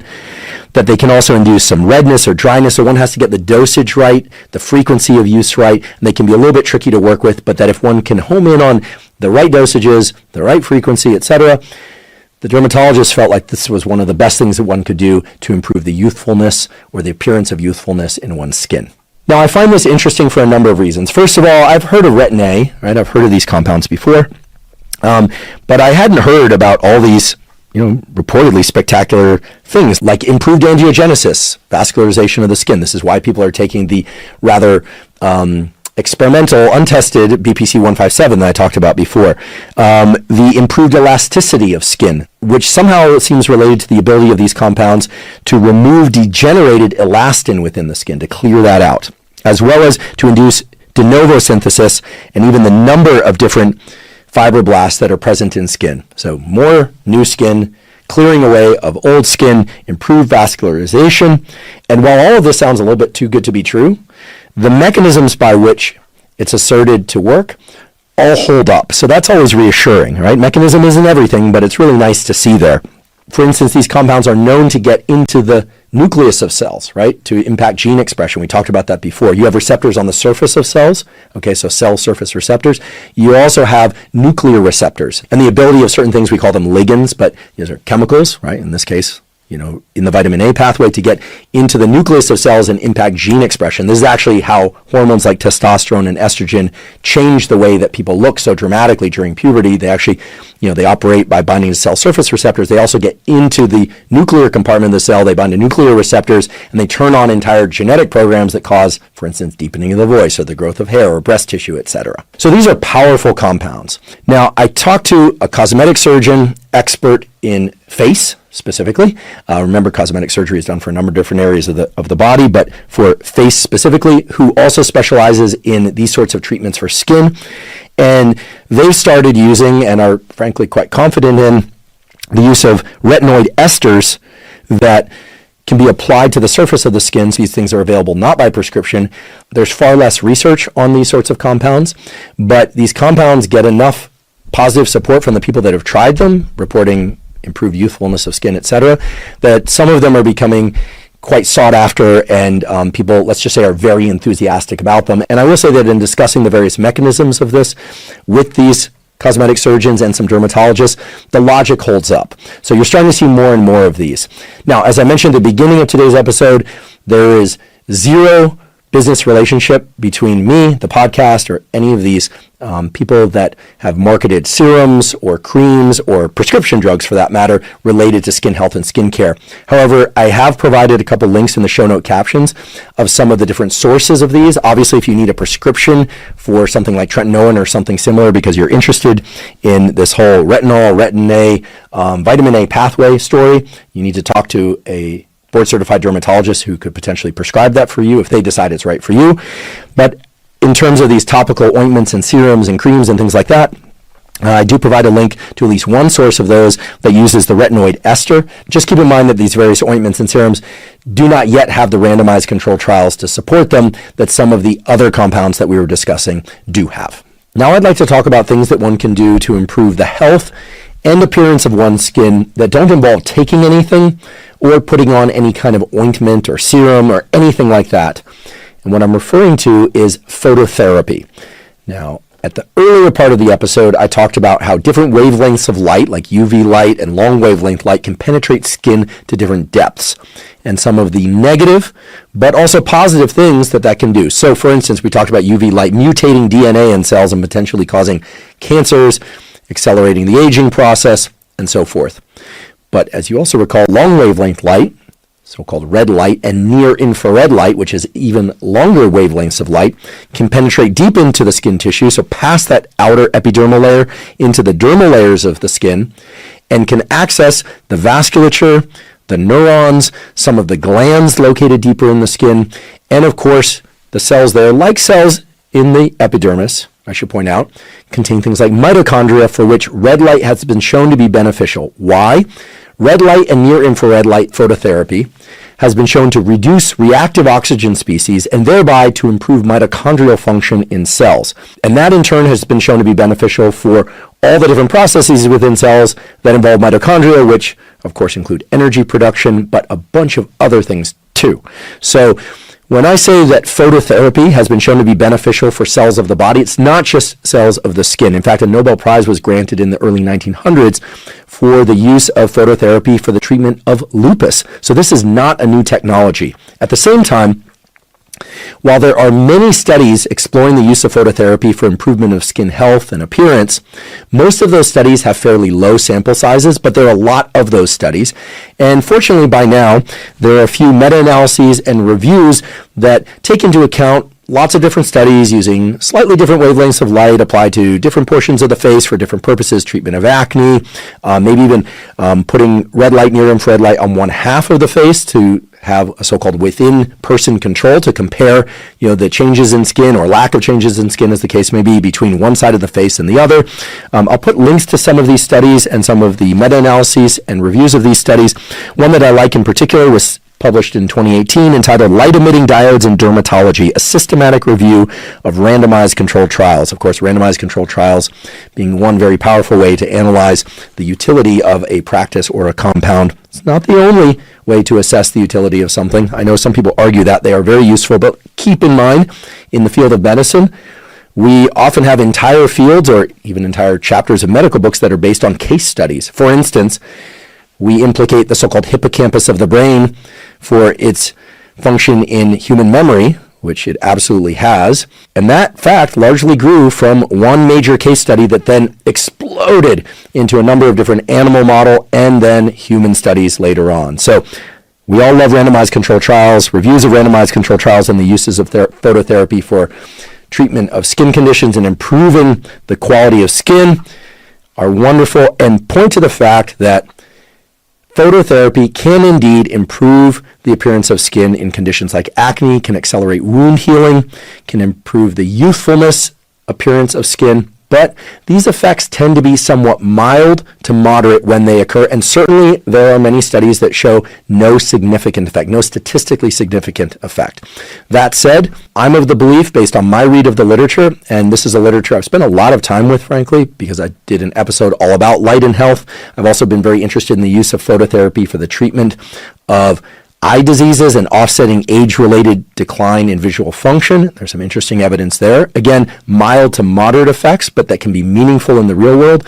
And when I step back from all of the literature, here's what I see, and this is what I ran by a dermatologist to make sure that they thought that this protocol would be useful or not useful, right? I asked them, I didn't tell them, do you think this will be useful? Tell me yes. I asked them. And what we basically converged on was that if somebody decides to do phototherapy, the use of phototherapy that involves long wavelengths of light, so red light plus near infrared light typically, at a distance of about 1 foot to 2 feet from the light source, depending on the intensity of the light source, although that doesn't seem to be so critical, but one can't be across the room from the red light source, nor should one get right up next to the red light source so that there's a lot of heat generated from the red light source that one can feel. But at a distance of about 1 foot to 2 feet away, at fairly high intensities, done for anywhere from 10 to 15 minutes, 5 to 7 days per week, on a consistent basis, does seem, on average, to lead to improvements in the youthfulness appearance of skin. Why this would be the case isn't exactly clear, but there are a number of different logical interpretations, such as reduced inflammation, improved mitochondrial function, all downstream of reduced reactive oxygen species, improved blood flow to that particular area because of the effect that long wavelength light can have on vasodilation, sort of expansion as opposed to contraction of blood vessels and capillaries. All of this makes mechanistic logical sense, and the effects that one sees in these various peer-reviewed papers, randomized controlled trials, seem pretty good, meaning they are mild to moderate. None of them are sort of jaw-dropping, like, wow, complete reversal of severe acne or, massively accelerated wound healing. And we also, of course, have to take into account that many people who are doing phototherapy often are combining it with other things. Sometimes in today's era, like injections of BPC 157 or the use of hyaluronic acid or niacinamide, etc. So these things aren't always being examined in isolation, but when we look at this literature, I think it's fair to say that there is now substantial evidence for the use of phototherapy for improving the quality of skin, and in some cases for reducing the symptoms of acne, reducing the symptoms of psoriasis, basically any condition where improved blood flow, lowered inflammation, fewer or reduced oxygen species, improved mitochondrial function, delivery of nutrients, anytime some or all of those things are going to be involved, phototherapy makes logical sense, and so it's no surprise that we're seeing increased evidence for phototherapy in these conditions. Now, I've provided a link to the review of the randomized controlled trials that I mentioned a bit ago. I also provided a few links to some specific studies that show pictures of before and after, in some cases on two sides of the very same face. I did an entire episode about light and health.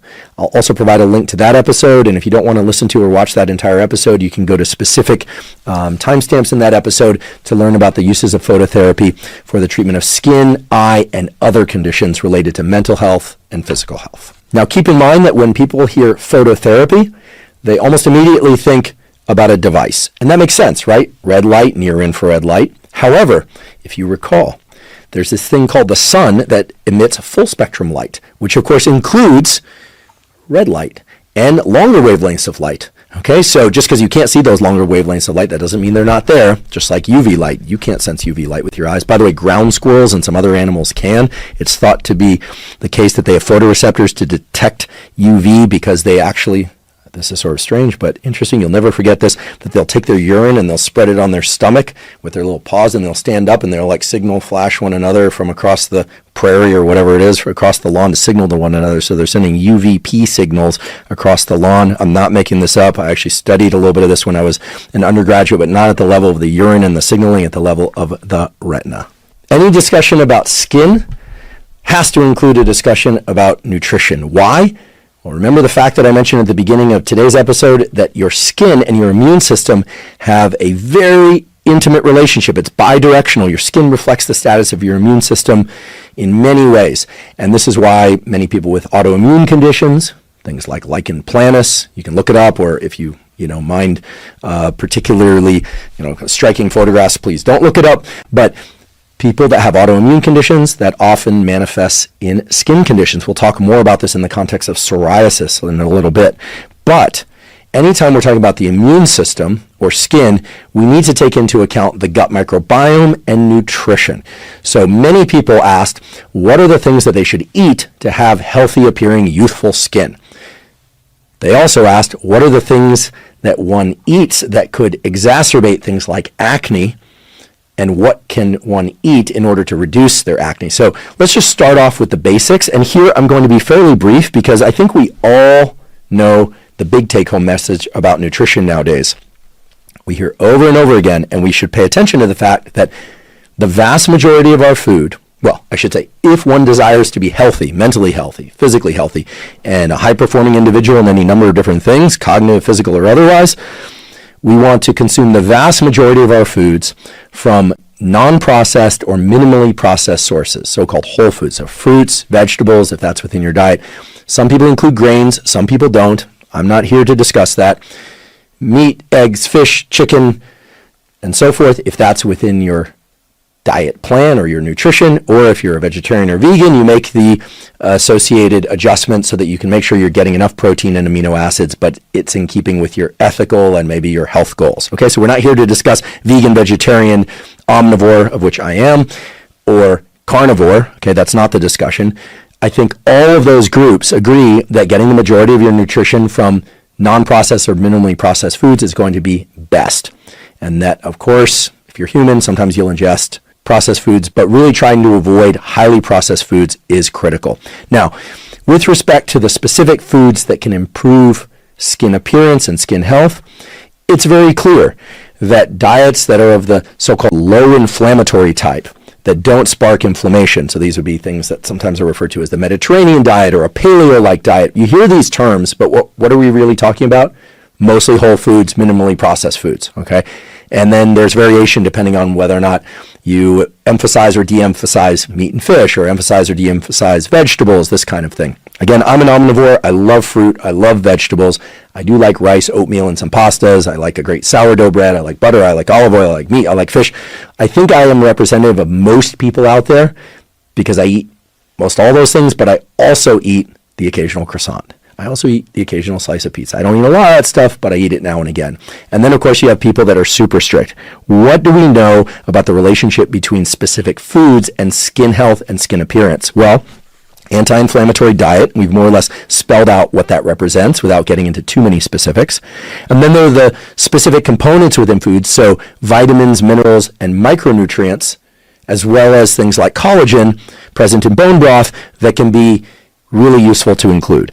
So one of the, I think, best accounts on dermatologic health and skin health and appearance on the internet is Dr. Andrea Suarez. She's a medical doctor, board-certified dermatologist, and she has a wonderful video that describes the various foods that one can eat to promote skin health and skin appearance. And rather than repeat that entire video, because A, that wouldn't be right, and B, it already exists out there in excellent form, I'll just give a brief synopsis of some of the things that she suggests, because I entirely agree, and again, there's no need to be repetitive. And she does an excellent job. So she certainly mentions collagen and bone broth. She also mentions various sources of omega fatty acids that are often lacking in people's diets that they should pay extra careful attention to get. So things like walnuts, flax, fatty fish.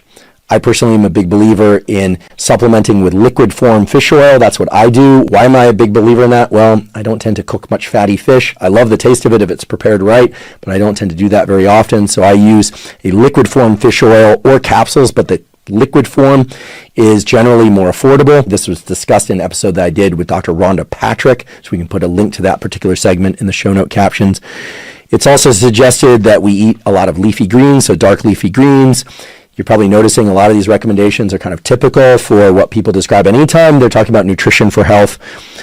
She highly recommends people get enough folic acid for the role that folic acid plays in DNA synthesis and repair of skin cells, as among other cells, and cell proliferation.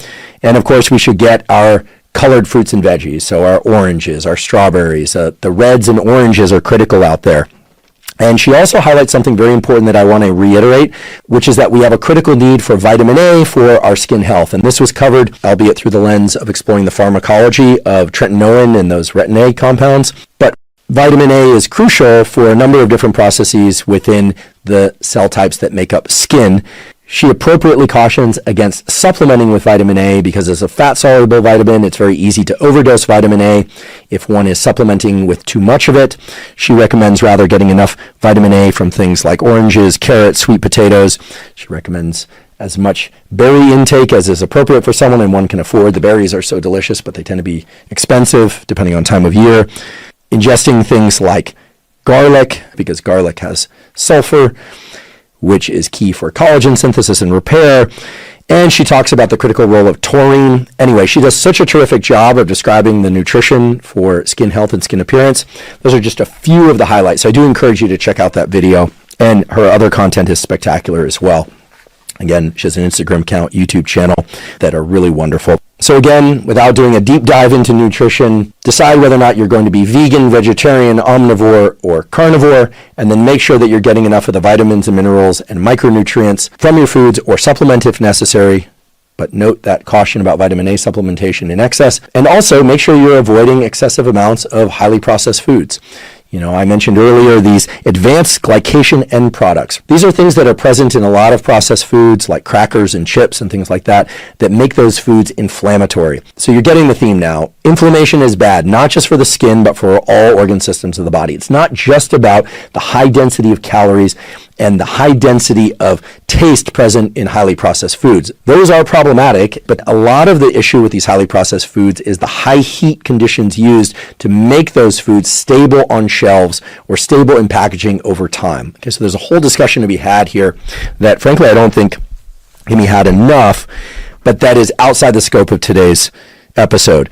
The point is that when these highly processed foods are basically made, right, they're constructed, they involve the interactions between sugars and proteins and fats at high heat that make them stable on the shelf or in packaging, and those can be very inflammatory.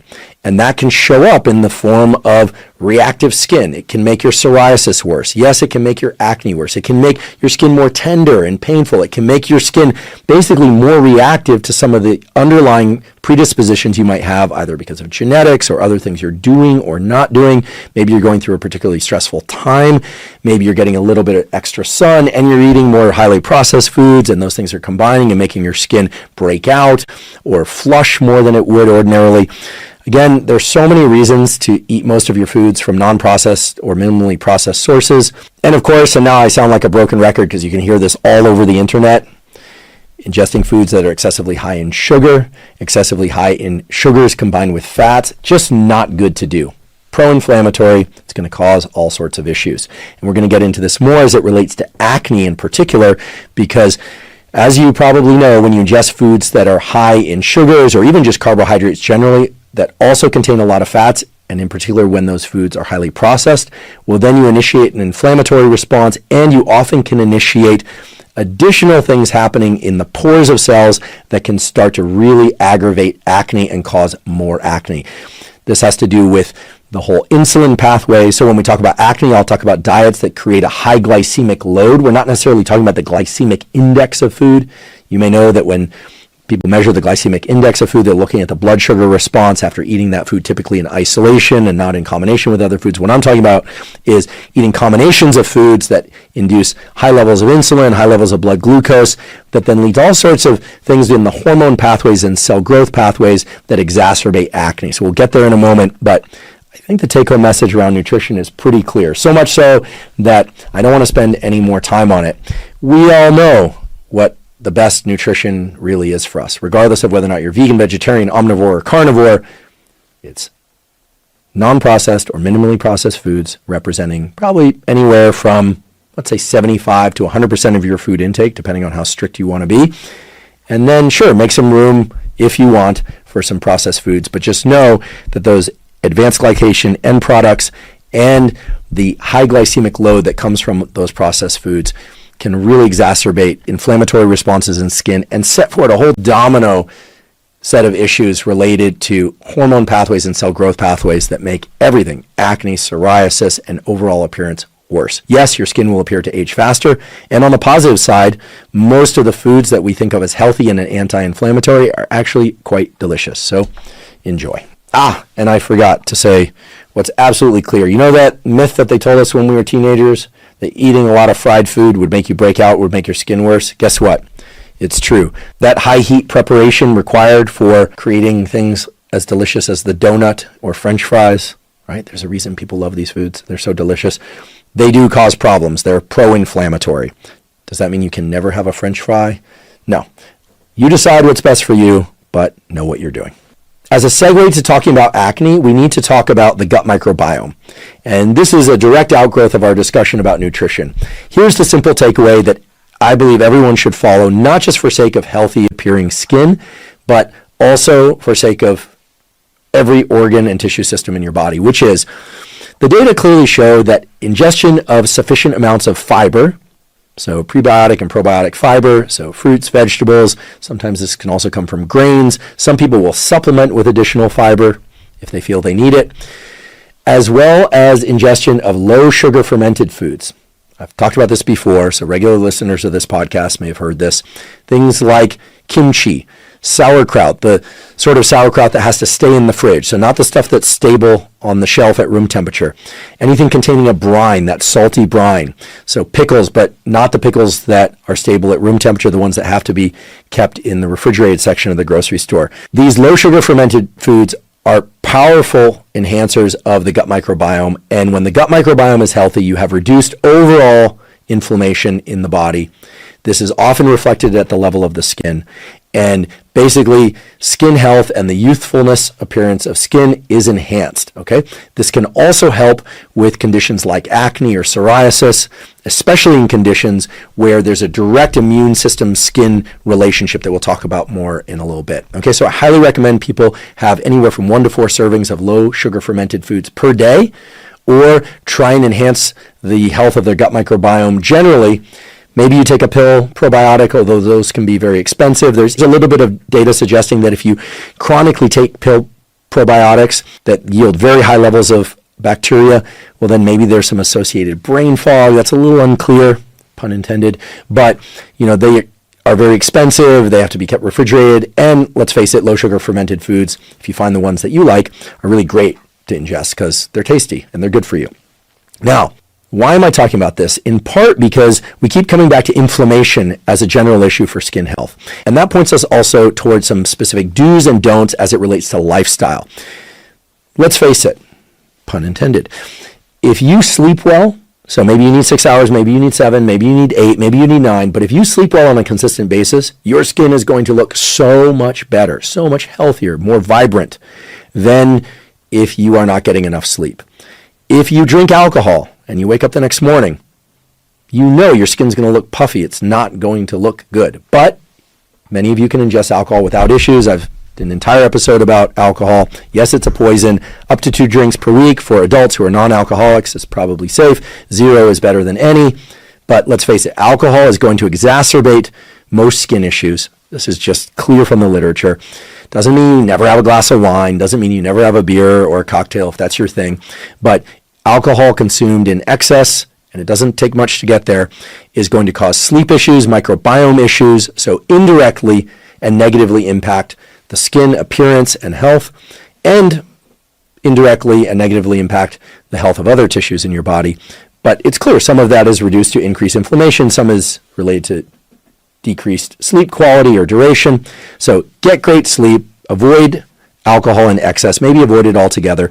Drink plenty of water. This sounds like such basic advice, but proper hydration is key. Get enough water and electrolytes. It absolutely will impact your inflammation levels by reducing them. It absolutely will impact your skin health and appearance in a positive way. So these are just basic things that I'd be remiss if I didn't mention. The other one is smoking and nicotine from non-smoked sources. So it's very clear that smoking, vaping, dipping, or snuffing is bad for skin appearance and health. Bad, bad, bad. Every dermatologist said this. Why? Well, with smoking, you can imagine why. Okay, a lot of carcinogens and toxic end products generated from smoking, even from vaping. Yes, even from vaping, it will make your skin age faster. That's clear. But it's also the substance itself. Why? All of those things, in addition to increasing inflammation, nicotine itself is a vasoconstrictor, so you're doing the exact opposite of what you want when it comes to skin health and appearance, and that's why people take things like BPC 157, that's why people take nicotinamide, that's why people are trying to improve the hydration status of their skin. So if you're somebody that's vaping nicotine or even taking nicotine in some other form, pouch or smoking nicotine, and you're interested in having youthful appearing skin, you are really shooting yourself in the face. And as we all know, our emotions impact the appearance of our skin, and yes, it can exacerbate so-called breakouts, and we'll get to that in a moment as to what the exact pathway is. But I've done entire episodes about controlling your stress. We have a master stress episode that talks about real-time tools that you can use, like the physiological sigh. Provide a link to a clip about the physiological sigh. It's the fastest way that I'm aware of to reduce one's levels of stress. This is something my laboratory has studied in detail at Stanford. There are also things you can do, and we're all aware of what they are: proper sleep, meditation, non-sleep deep rest. We'll provide a link for that. All things that we can do that are zero cost, very minimal time investment. Physiological sigh takes about 10 to 15 seconds. Non-sleep deep rest, aka yoga nidra, it's sometimes called, takes anywhere from 10 to 20 minutes per day. And that reduced stress can dramatically improve not just the health, but the appearance of your skin. And it makes perfect sense as to why that is. The stress hormones, such as cortisol, but other hormones too, such as adrenaline, when they are chronically elevated, because of the fact that adrenaline impacts vasoconstriction in the skin, it's going to reduce blood flow to the periphery, to the skin. It can cause all sorts of issues at the level of nerve endings that can lead to, believe it or not, enhanced flushing when we're under stress. This is why we measure the galvanic skin response, so not just sweating, but also blood flow and other things to the skin when we are studying stress. Okay, so direct relationship between stress and skin appearance. Learn to control your stress. Stress is part of life, but learn to control your stress in real time and through tools like non-sleep deep rest that are zero cost that can help you reduce your overall levels of stress, get great sleep. Don't use nicotine. If you do use nicotine, know what you're doing. Maybe use it sparingly, and please don't smoke or vape it, dip it, or snuff it. There are other forms, and I don't recommend those forms because they're very, very addictive. And keep in mind that things that improve blood flow, reduce inflammation, give you lower stress, better sleep, all of that is going to make you look more youthful. It's not an imagined effect. It is real. Let's talk about acne. Acne is very common. It impacts anywhere from 80 to 90% of young people at some point. Some people get very bad cystic acne, deep acne in the cheeks, on the back of the neck, the back. It can be very uncomfortable, very painful. Some people only get the occasional pimple, but they get them very deeply. They're very painful. And look, nobody likes acne. Nobody likes the appearance of acne on themselves. It can be very distressing for people. It can cause additional stress that then feeds back in terms of inflammation.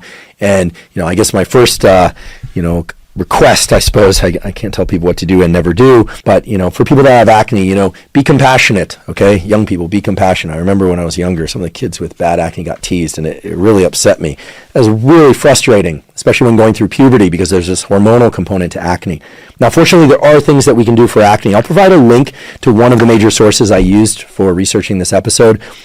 I also, of course, spoke to dermatologists, one of whom really knows an exceptional amount about acne and its relationship to the immune system. The paper that I'm referring to now is a systematic review and network meta-analysis of topical, pharmacological, oral pharmacological, physical, and combined treatments for acne vulgaris, which is the technical name for acne. There are a lot of things that impact acne. Let's just briefly talk about what acne is. Anytime you talk about acne, you're usually thinking about pus or oil. That's called sebum. The sebum accumulates in essentially the follicle around the hair. This also occurs on non-hairy skin, or where there's just tiny little hairs that often aren't visible. That's why it's very unusual to get acne on, say, the glabrous skin of the palms. I suppose it could happen, but it's very rare. At any given moment, 10% of people worldwide will have acne. As I mentioned, up to 90% of young people have acne, so very common, very distressing. The accumulation of that sebum in the follicle can be due to a number of different things. Some of it can be related to androgens, things like testosterone, increasing the amount of sebum that's produced. Okay, this is why you often see acne during puberty. In addition, the anabolic, the pro-growth effects of androgens, such as testosterone, and by the way, these occur in both males and females, because both males and females have testosterone and estrogen. The androgenic effects of testosterone can also cause hypertrophy, growth of the hair follicle, right? So an increase in the number of keratinocytes, the cells in and around the follicle, which can compress that and hold some of that additional sebum beneath the surface, and that's why you're getting a swelling of what looks like a pimple or a cyst. So there's the potential for a hormonal influence on increasing acne. Now, if someone's going through puberty, you just have to deal with that increase.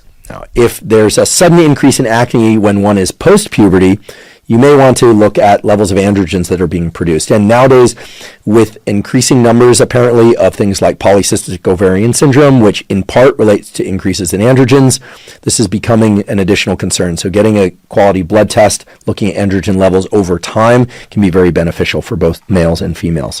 Now, in addition, insulin that is related to our diet. So insulin and glucose generally go up together or down together, depending on whether or not we're ingesting foods or amounts of foods that greatly increase our insulin and blood glucose.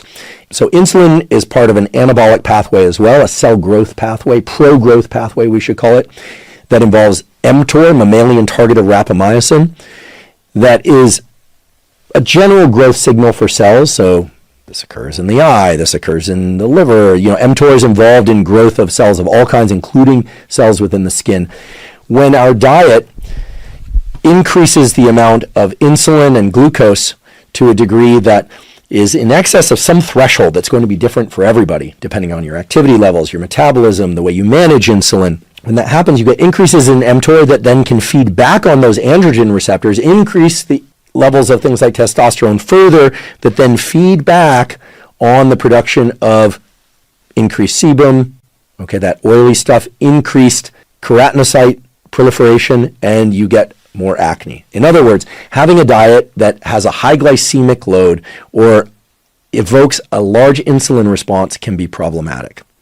So, what to do? Well, we talked about it before. You want to eat mostly non-processed, minimally processed foods. You definitely want to exert portion control, right? You don't want to eat much sugar or sugar in excess. You don't want big spikes in insulin and blood glucose. You want to avoid an inflammatory diet. So again, fewer, if any, highly processed foods because of those glycation end products that we talked about before. And on the positive side, if one exercises something like, say, intermittent fasting, and here I don't necessarily think young people, especially people going through puberty, should do this because they're growing, they need nutrients, so you have to strike that balance between getting enough nutrients and not overloading the system with insulin, glucose, and calories. But things like intermittent fasting could be useful, or making sure that if you ingest complex carbohydrates, as I mentioned, I do, I'm an omnivore, that you don't do it in excess to the point where you're getting big spikes in insulin and blood glucose. All of this, the dermatologists tell me, can help serve to reduce acne. And while it might seem indirect, this relationship between testosterone and sebum accumulation, the relationship between insulin and mTOR and increased testosterone and sebum accumulation and growth of the keratinocytes, these are real pathways that have been established, and some of those are discussed in detail in the review. So much so that there has been the exploration of specific foods, in particular dairy and whey. We hear a lot about ingestion of whey protein. It's a very high quality protein, high bioavailability, high in the amino acid leucine, which for those of you that are interested in muscle building and repair, there's a lot of discussion about leucine being a critical component there. You want leucine. But it does appear that people that overconsume whey, people that overconsume dairy can run into issues. Now, does that mean you shouldn't consume whey protein? No, I take whey protein. Do I suffer from acne? No. If I did, would I reduce my whey protein intake? Well, I might decide to run a bit of an experiment where I reduce the amount of whey protein that I eat for a little bit and see how that goes. Should I reduce the amount of dairy I ingest? Well, here's where things get interesting. So in discussing this with a dermatologist who also happens to know a lot about nutrition, they told me something very interesting. A lot of people think that high-fat dairy will exacerbate their acne, but here's the situation. Non-fat and low-fat dairy has emulsifiers. This is actually based on work, I believe, some of which was done at Stanford, that can spike insulin more than full-fat dairy. So some people, in an attempt to reduce the amount of acne they're getting, will move from high-fat dairy, or full-fat, I should say, to non-fat milk or non-fat dairy or low-fat dairy, and their acne will actually get worse, and that could be because of the insulin spike associated with some of the emulsifiers in that non-fat and low-fat dairy. So what this means is that you don't have to avoid dairy altogether, but you might be better off ingesting full-fat dairy. You might be best off not ingesting any dairy at all. Maybe you want to run that experiment on yourself and just see what works and what doesn't work, or if there's no change at all. In addition, if you're consuming a lot of fried foods, so those French fries, you're ingesting cheeseburgers and things of that sort, it may not be so much the fat content of those meals, but rather the big insulin response that occurs when we ingest high-fat meals in combination with things like sugary milkshakes or fried foods. like French fries and things of that sort, that's leading to the acne by way of increased inflammation. Right? So there are a lot of different pathways: inflammation, androgens like testosterone, insulin leading to increases in testosterone and inflammation. A lot of pathways converge to exacerbate acne, and oftentimes it's just the removal or even just the reduction of some of this food intake or types of food intake that can really lead to big improvements in one's acne. So all of these things combine to support lower inflammation, appropriate amounts of sebum production, because you do need sebum production. You do need keratinocytes in and around the hair follicle, but you don't want too many of them, and so on. But what can be done to directly address acne? Well, there are a number of different prescription treatments that your dermatologist can suggest. But one thing that all the dermatologists agree upon is, first of all, getting adequate sleep, reducing stress, taking care of your gut microbiome, the nutrition recommendations that we've been talking about up until now. But also, get this, this is interesting, not over cleansing. A lot of people with acne will start to wash their face constantly and will often use harsh cleansers that can exacerbate that acne, either by virtue of removing some important skin microbiome components that then lead to even other infections like fungal infections or additional inflammation because you're removing that microbiome barrier. But they all recommend regular cleansing of the skin, usually 2 or 3 times per day, but not in excess of that, using a gentle, unscented, unfragranced cleanser. Okay, so there are a number of different types of these. I personally, basically my entire life that at least as far as I can remember, I've always used unscented, unfragranced Dove soap. Okay, I have no relationship to Dove soap. I'm sure people out there are going to say, oh my goodness, it contains a bunch of things that are bad for you, but that's what's worked for me, and not the liquid form, just bar soap. And there are things like Cetaphil. These are some brand names. And there are a bunch of other more sophisticated, gentle cleansers that one could use. There are also a lot of products out there that contain what's called salicylic acid. Okay, this is often as a clear fluid that you put onto a cotton ball or a tissue and then you spread on the face. It's very important, very, very important that if you're going to use these products that you do it on clean skin, that is skin that's been cleaned with a combination of mild, zero fragrance soap and lukewarm water, okay? Because of the relationship between inflammation and acne, that's what gives it its red appearance. You don't want to use extreme temperatures of especially hot water when washing your skin. So lukewarm water, mild soap, and only if it's been recommended by your dermatologist, the salicylic acid. Salicylic acid comes from the same class of drugs as aspirin, so it tends to reduce keratinocyte stickiness, right? The extent to which those cells stick together. Why do I mention aspirin? Well, you may have heard that some people will take aspirin to reduce the stickiness between their platelets in an attempt to improve heart health. We'll cover that on another episode at some point. But salicylic acid reduces the stickiness of the keratinocytes, so it can lead to less clogging of the pores by accumulation of keratinocytes, or I should say by less accumulation of the keratinocytes, and it can reduce swelling in and around the area related to the acne. Sometimes if people get an acne pimple, especially if they have an event or they don't want to be seen with that pimple, the use of a little bit of corticosterone cream put on there can reduce the redness or swelling. The dermatologists tell me you should absolutely not pop your pimples. Part of the problem when you pop a pimple, I know there are entire videos about this online. I know, please don't go look at them. The whole community is around this. It's super gross. But I know people find it very satisfying in some cases to pop these pimples, get the infection out. While there are certain use cases for that where someone has an infection, it just absolutely needs to get out, then be cleaned, then covered with a bandage and maybe some topical antibiotic. That would be a use case for that. The dermatologist practically begged me to tell you, don't pop your pimples, because A, they will go away in not too much time if you leave them alone, and B, you can always put a little bit of corticosterone cream on top of them to reduce the redness or swelling. But most importantly, they tell me that when you pop those pimples, what ends up happening is you get a physical disruption of that area, which to you might just seem like, okay, whatever, it turns a little bit red and that's transient, but you get the influx of what are called matrix metalloproteases. These are enzymes, and remember, anytime you hear an ACE, it's usually an enzyme, matrix metalloproteases, that then and go eat at the extracellular matrix, and then you can get an indentation scar that is permanent, okay? So if you're concerned about the appearance of your skin, avoid popping those pimples. I know it can be hard to do, but really try and avoid popping pimples. It can lead to scarring because of the matrix metalloproteases and the eating away of the extracellular matrix. keep the area clean, cover it up if you need to, get some corticosteroid cream on there if you want to reduce the redness. If it's really bad and you have some big important event like you're getting married tomorrow and it's right on the tip of your nose or something like that, then you can potentially go to the dermatologist and get it injected with a corticosteroid to reduce the redness in a more potent way. But they did ask that I ask you to please not pop your pimples. And if you're somebody that suffers from acne, I'd like you to know I provide a link to a paper in the show note captions entitled Acne and Diet, a review of pathogenic mechanisms. And I also provide a link to the review I mentioned before that covers all of the other aspects of treating acne: topical, pharmacological, oral pharmacological, physical, and combined treatments for acne vulgaris. Because again, I do sympathize with the fact that acne can be very distressing, very painful.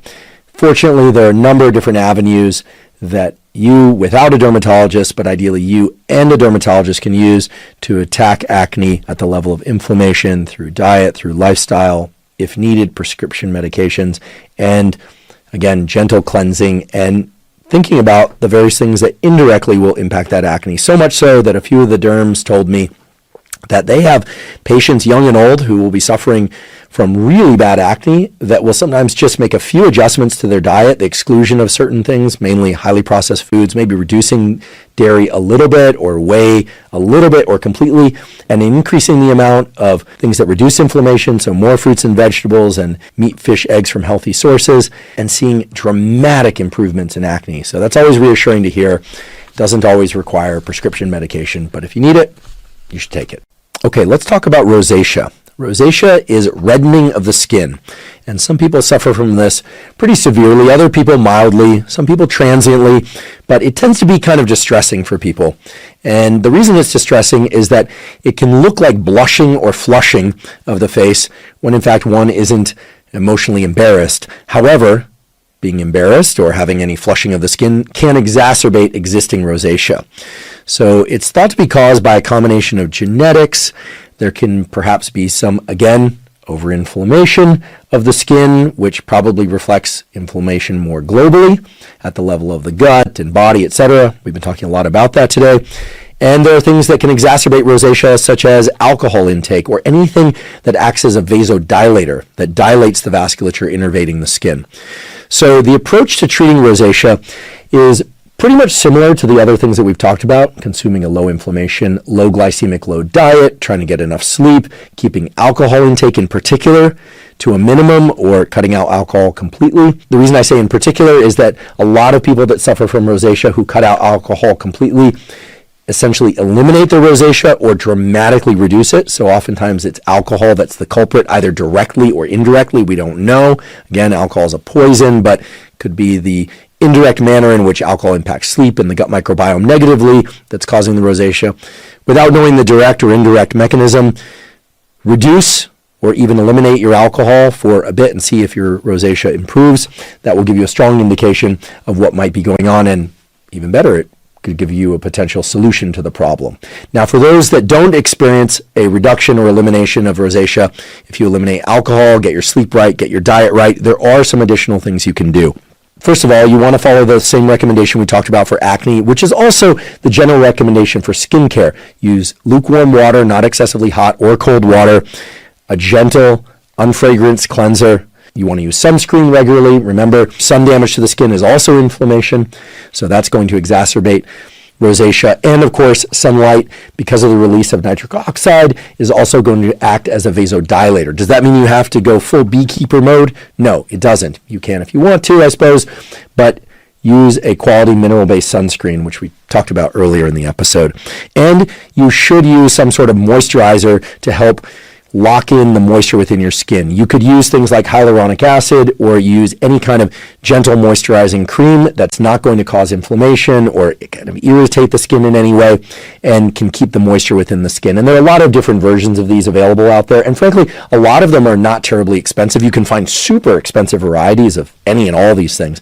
But many of the things that meet the criteria of gentle, unfragranced cleanser, SPF 30 mineral-only sunscreen, as well as a quality moisturizer, are not necessarily the most expensive available. And, what justifies the higher expense in some cases could be, the silkiness or the packaging. It could be any number of different things. I'm not going to say that the cheapest varieties are necessarily as good as the most expensive varieties, but I do think, and the dermatologist that I spoke to definitely confirmed, that there's a lot of price inflation out there related to kind of the overall milieu of packaging and purported exclusivity of certain skincare products.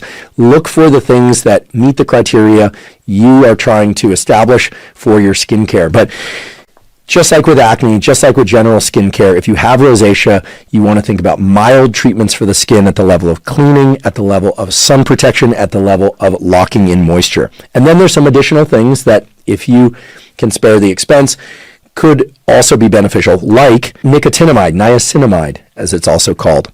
Or there's also been some evidence that things like licorice root can be of benefit. Okay, these things are typically found as a topical ointment or in a topical ointment.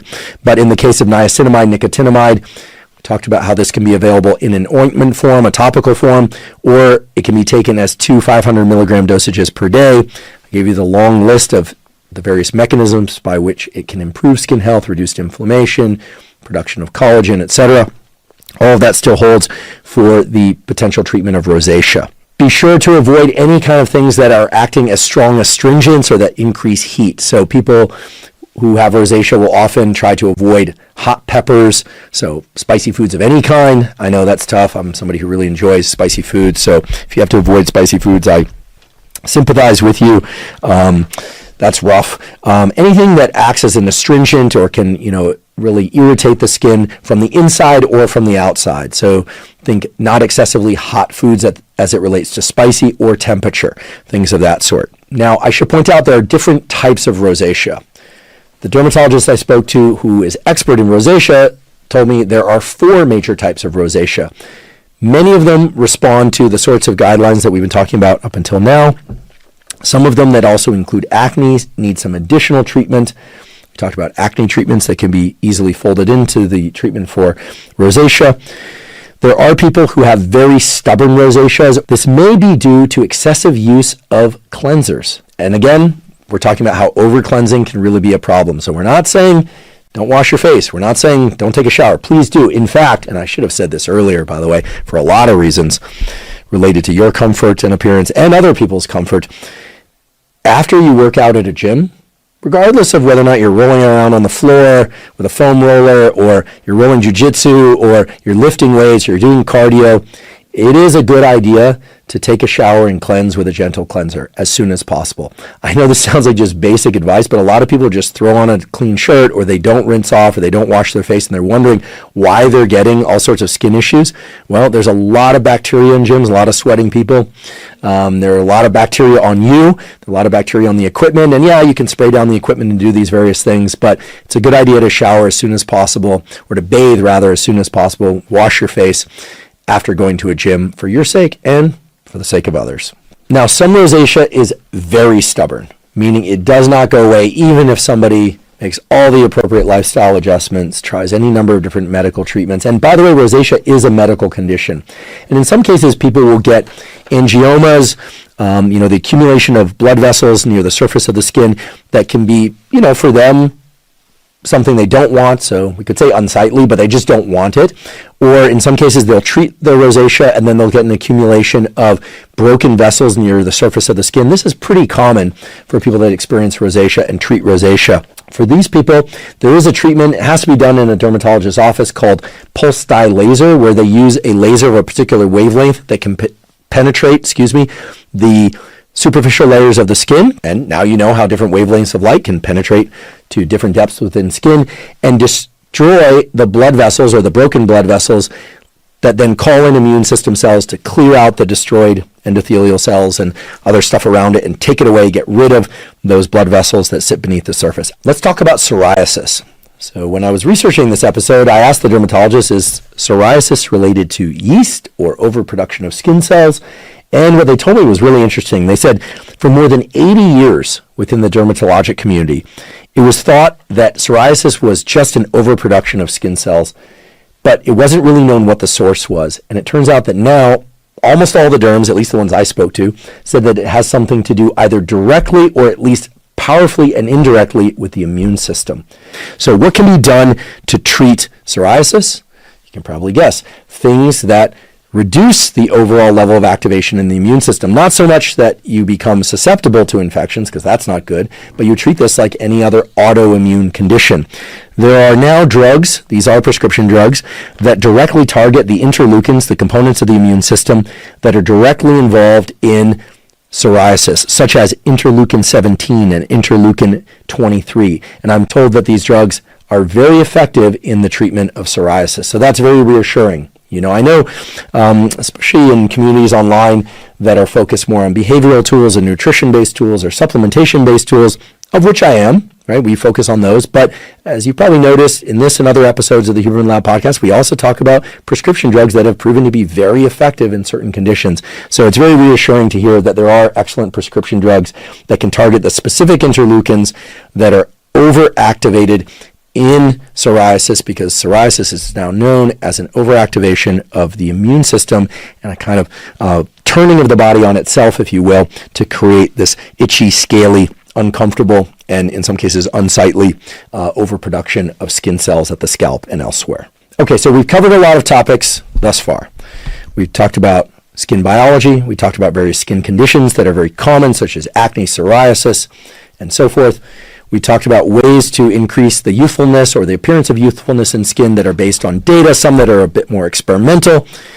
And we talked about even some laser procedures and phototherapy, things of that sort. And at the same time, I acknowledge that there are many topics and conditions related to skin health and skin care that we did not talk about. We didn't talk about eczema. We didn't talk about Botox. We didn't talk about an enormous number of topics that I know are of interest and relevant to many of you. So as a consequence, the plan is to host various expert guests, both dermatologists, expert in particular areas, as well as, yes, a cosmetic surgeon who, believe it or not, does not like to cut, but rather likes to use fairly non-invasive procedures that touch on some of these very same mechanisms. Yes, injections of certain things, things that operate at the surface level of the skin, and sometimes surgical procedures that, I know when people hear cosmetic surgery, they think, people just trying to improve the youthfulness of their look or something of that sort. But, that also relate to certain serious skin conditions for which surgery and non-surgical approaches can assist in. So the point is that any discussion about skin health and skin care is going to be an ongoing discussion, one that I do plan to continue on this podcast in the form of expert guest episodes, maybe even another solo episode. We've occasionally done so-called toolkit episodes where we summarize some of the main points of previous solo episodes and that arrive with guest episodes and that reflect the latest knowledge that gets published in between episodes. I do plan to cover this topic in more detail going forward. Meanwhile, I like to think that what I've covered today provides at least an introduction to the biology of skin and an understanding about the various things that we all can and should do for our skin health and appearance, as well as ways to attack certain pain points related to certain skin conditions that come from expert sources, from excellent literature that has been established over many, many decades. And I personally find this organ that we call skin to be infinitely fascinating, not just by virtue of what it does, but by virtue of all the different organ and tissue systems that it interacts with in our body, and by virtue of the fact that our skin is this incredible living organ on the outside of our body that tells us oh so very much about how we and others are doing in terms of our immediate and potentially our long-term health. If you're learning from and are enjoying this podcast, please subscribe to our YouTube channel. Please also subscribe to the podcast on both Spotify and Apple. That's a terrific zero-cost way to support us. And on both Spotify and Apple, you can leave us up to a 5-star review. Please also check out the sponsors mentioned at the beginning and throughout today's episode. That's the best way to support this podcast. If you have questions for me or comments about the podcast or topics or guests you'd like me to consider for the Huberman Lab podcast, please put those in the comment section on YouTube. I do read all the comments. For those of you that haven't heard, I have a new book coming out. It's my very first book. It's entitled Protocols, an Operating Manual for the Human Body. This is a book that I've been working on for more than 5 years, and that's based on more than 30 years of research and experience. And it covers protocols for everything from sleep to exercise to stress control protocols related to focus and motivation, and of course, I provide the scientific substantiation for the protocols that are included. The book is now available by pre-sale at protocolsbook.com. There you can find links to various vendors. You can pick the one that you like best. Again, the book is called Protocols, an operating manual for the human body. If you're not already following me on social media, I am Huberman Lab on all social media platforms. So that means Instagram, X, formerly known as Twitter, Threads, Facebook, and LinkedIn. And on all those platforms, I cover science and science-related tools, some of which overlaps with the content of the Huberman Lab podcast, but much of which is distinct from the content I cover on the Huberman Lab podcast. So again, that's Huberman Lab on all social media platforms. If you haven't already subscribed to our Neural Network newsletter, our Neural Network newsletter is a zero-cost monthly newsletter that includes summaries of podcast episodes, as well as protocols in the form of brief 1 to 3 page PDFs that explain protocols for things like deliberate heat or deliberate cold exposure, for optimizing dopamine, for improving your sleep, for neuroplasticity and learning. Again, all zero cost in the format of 1 to 3 page PDFs. To access it, you simply go to hubermanlab.com, go to the menu tab, scroll down to newsletter, and enter your email. And we do not share your email with anybody. Thank you for joining me for today's discussion all about skin health and skin care. And last, but certainly not least, thank you for your interest in science.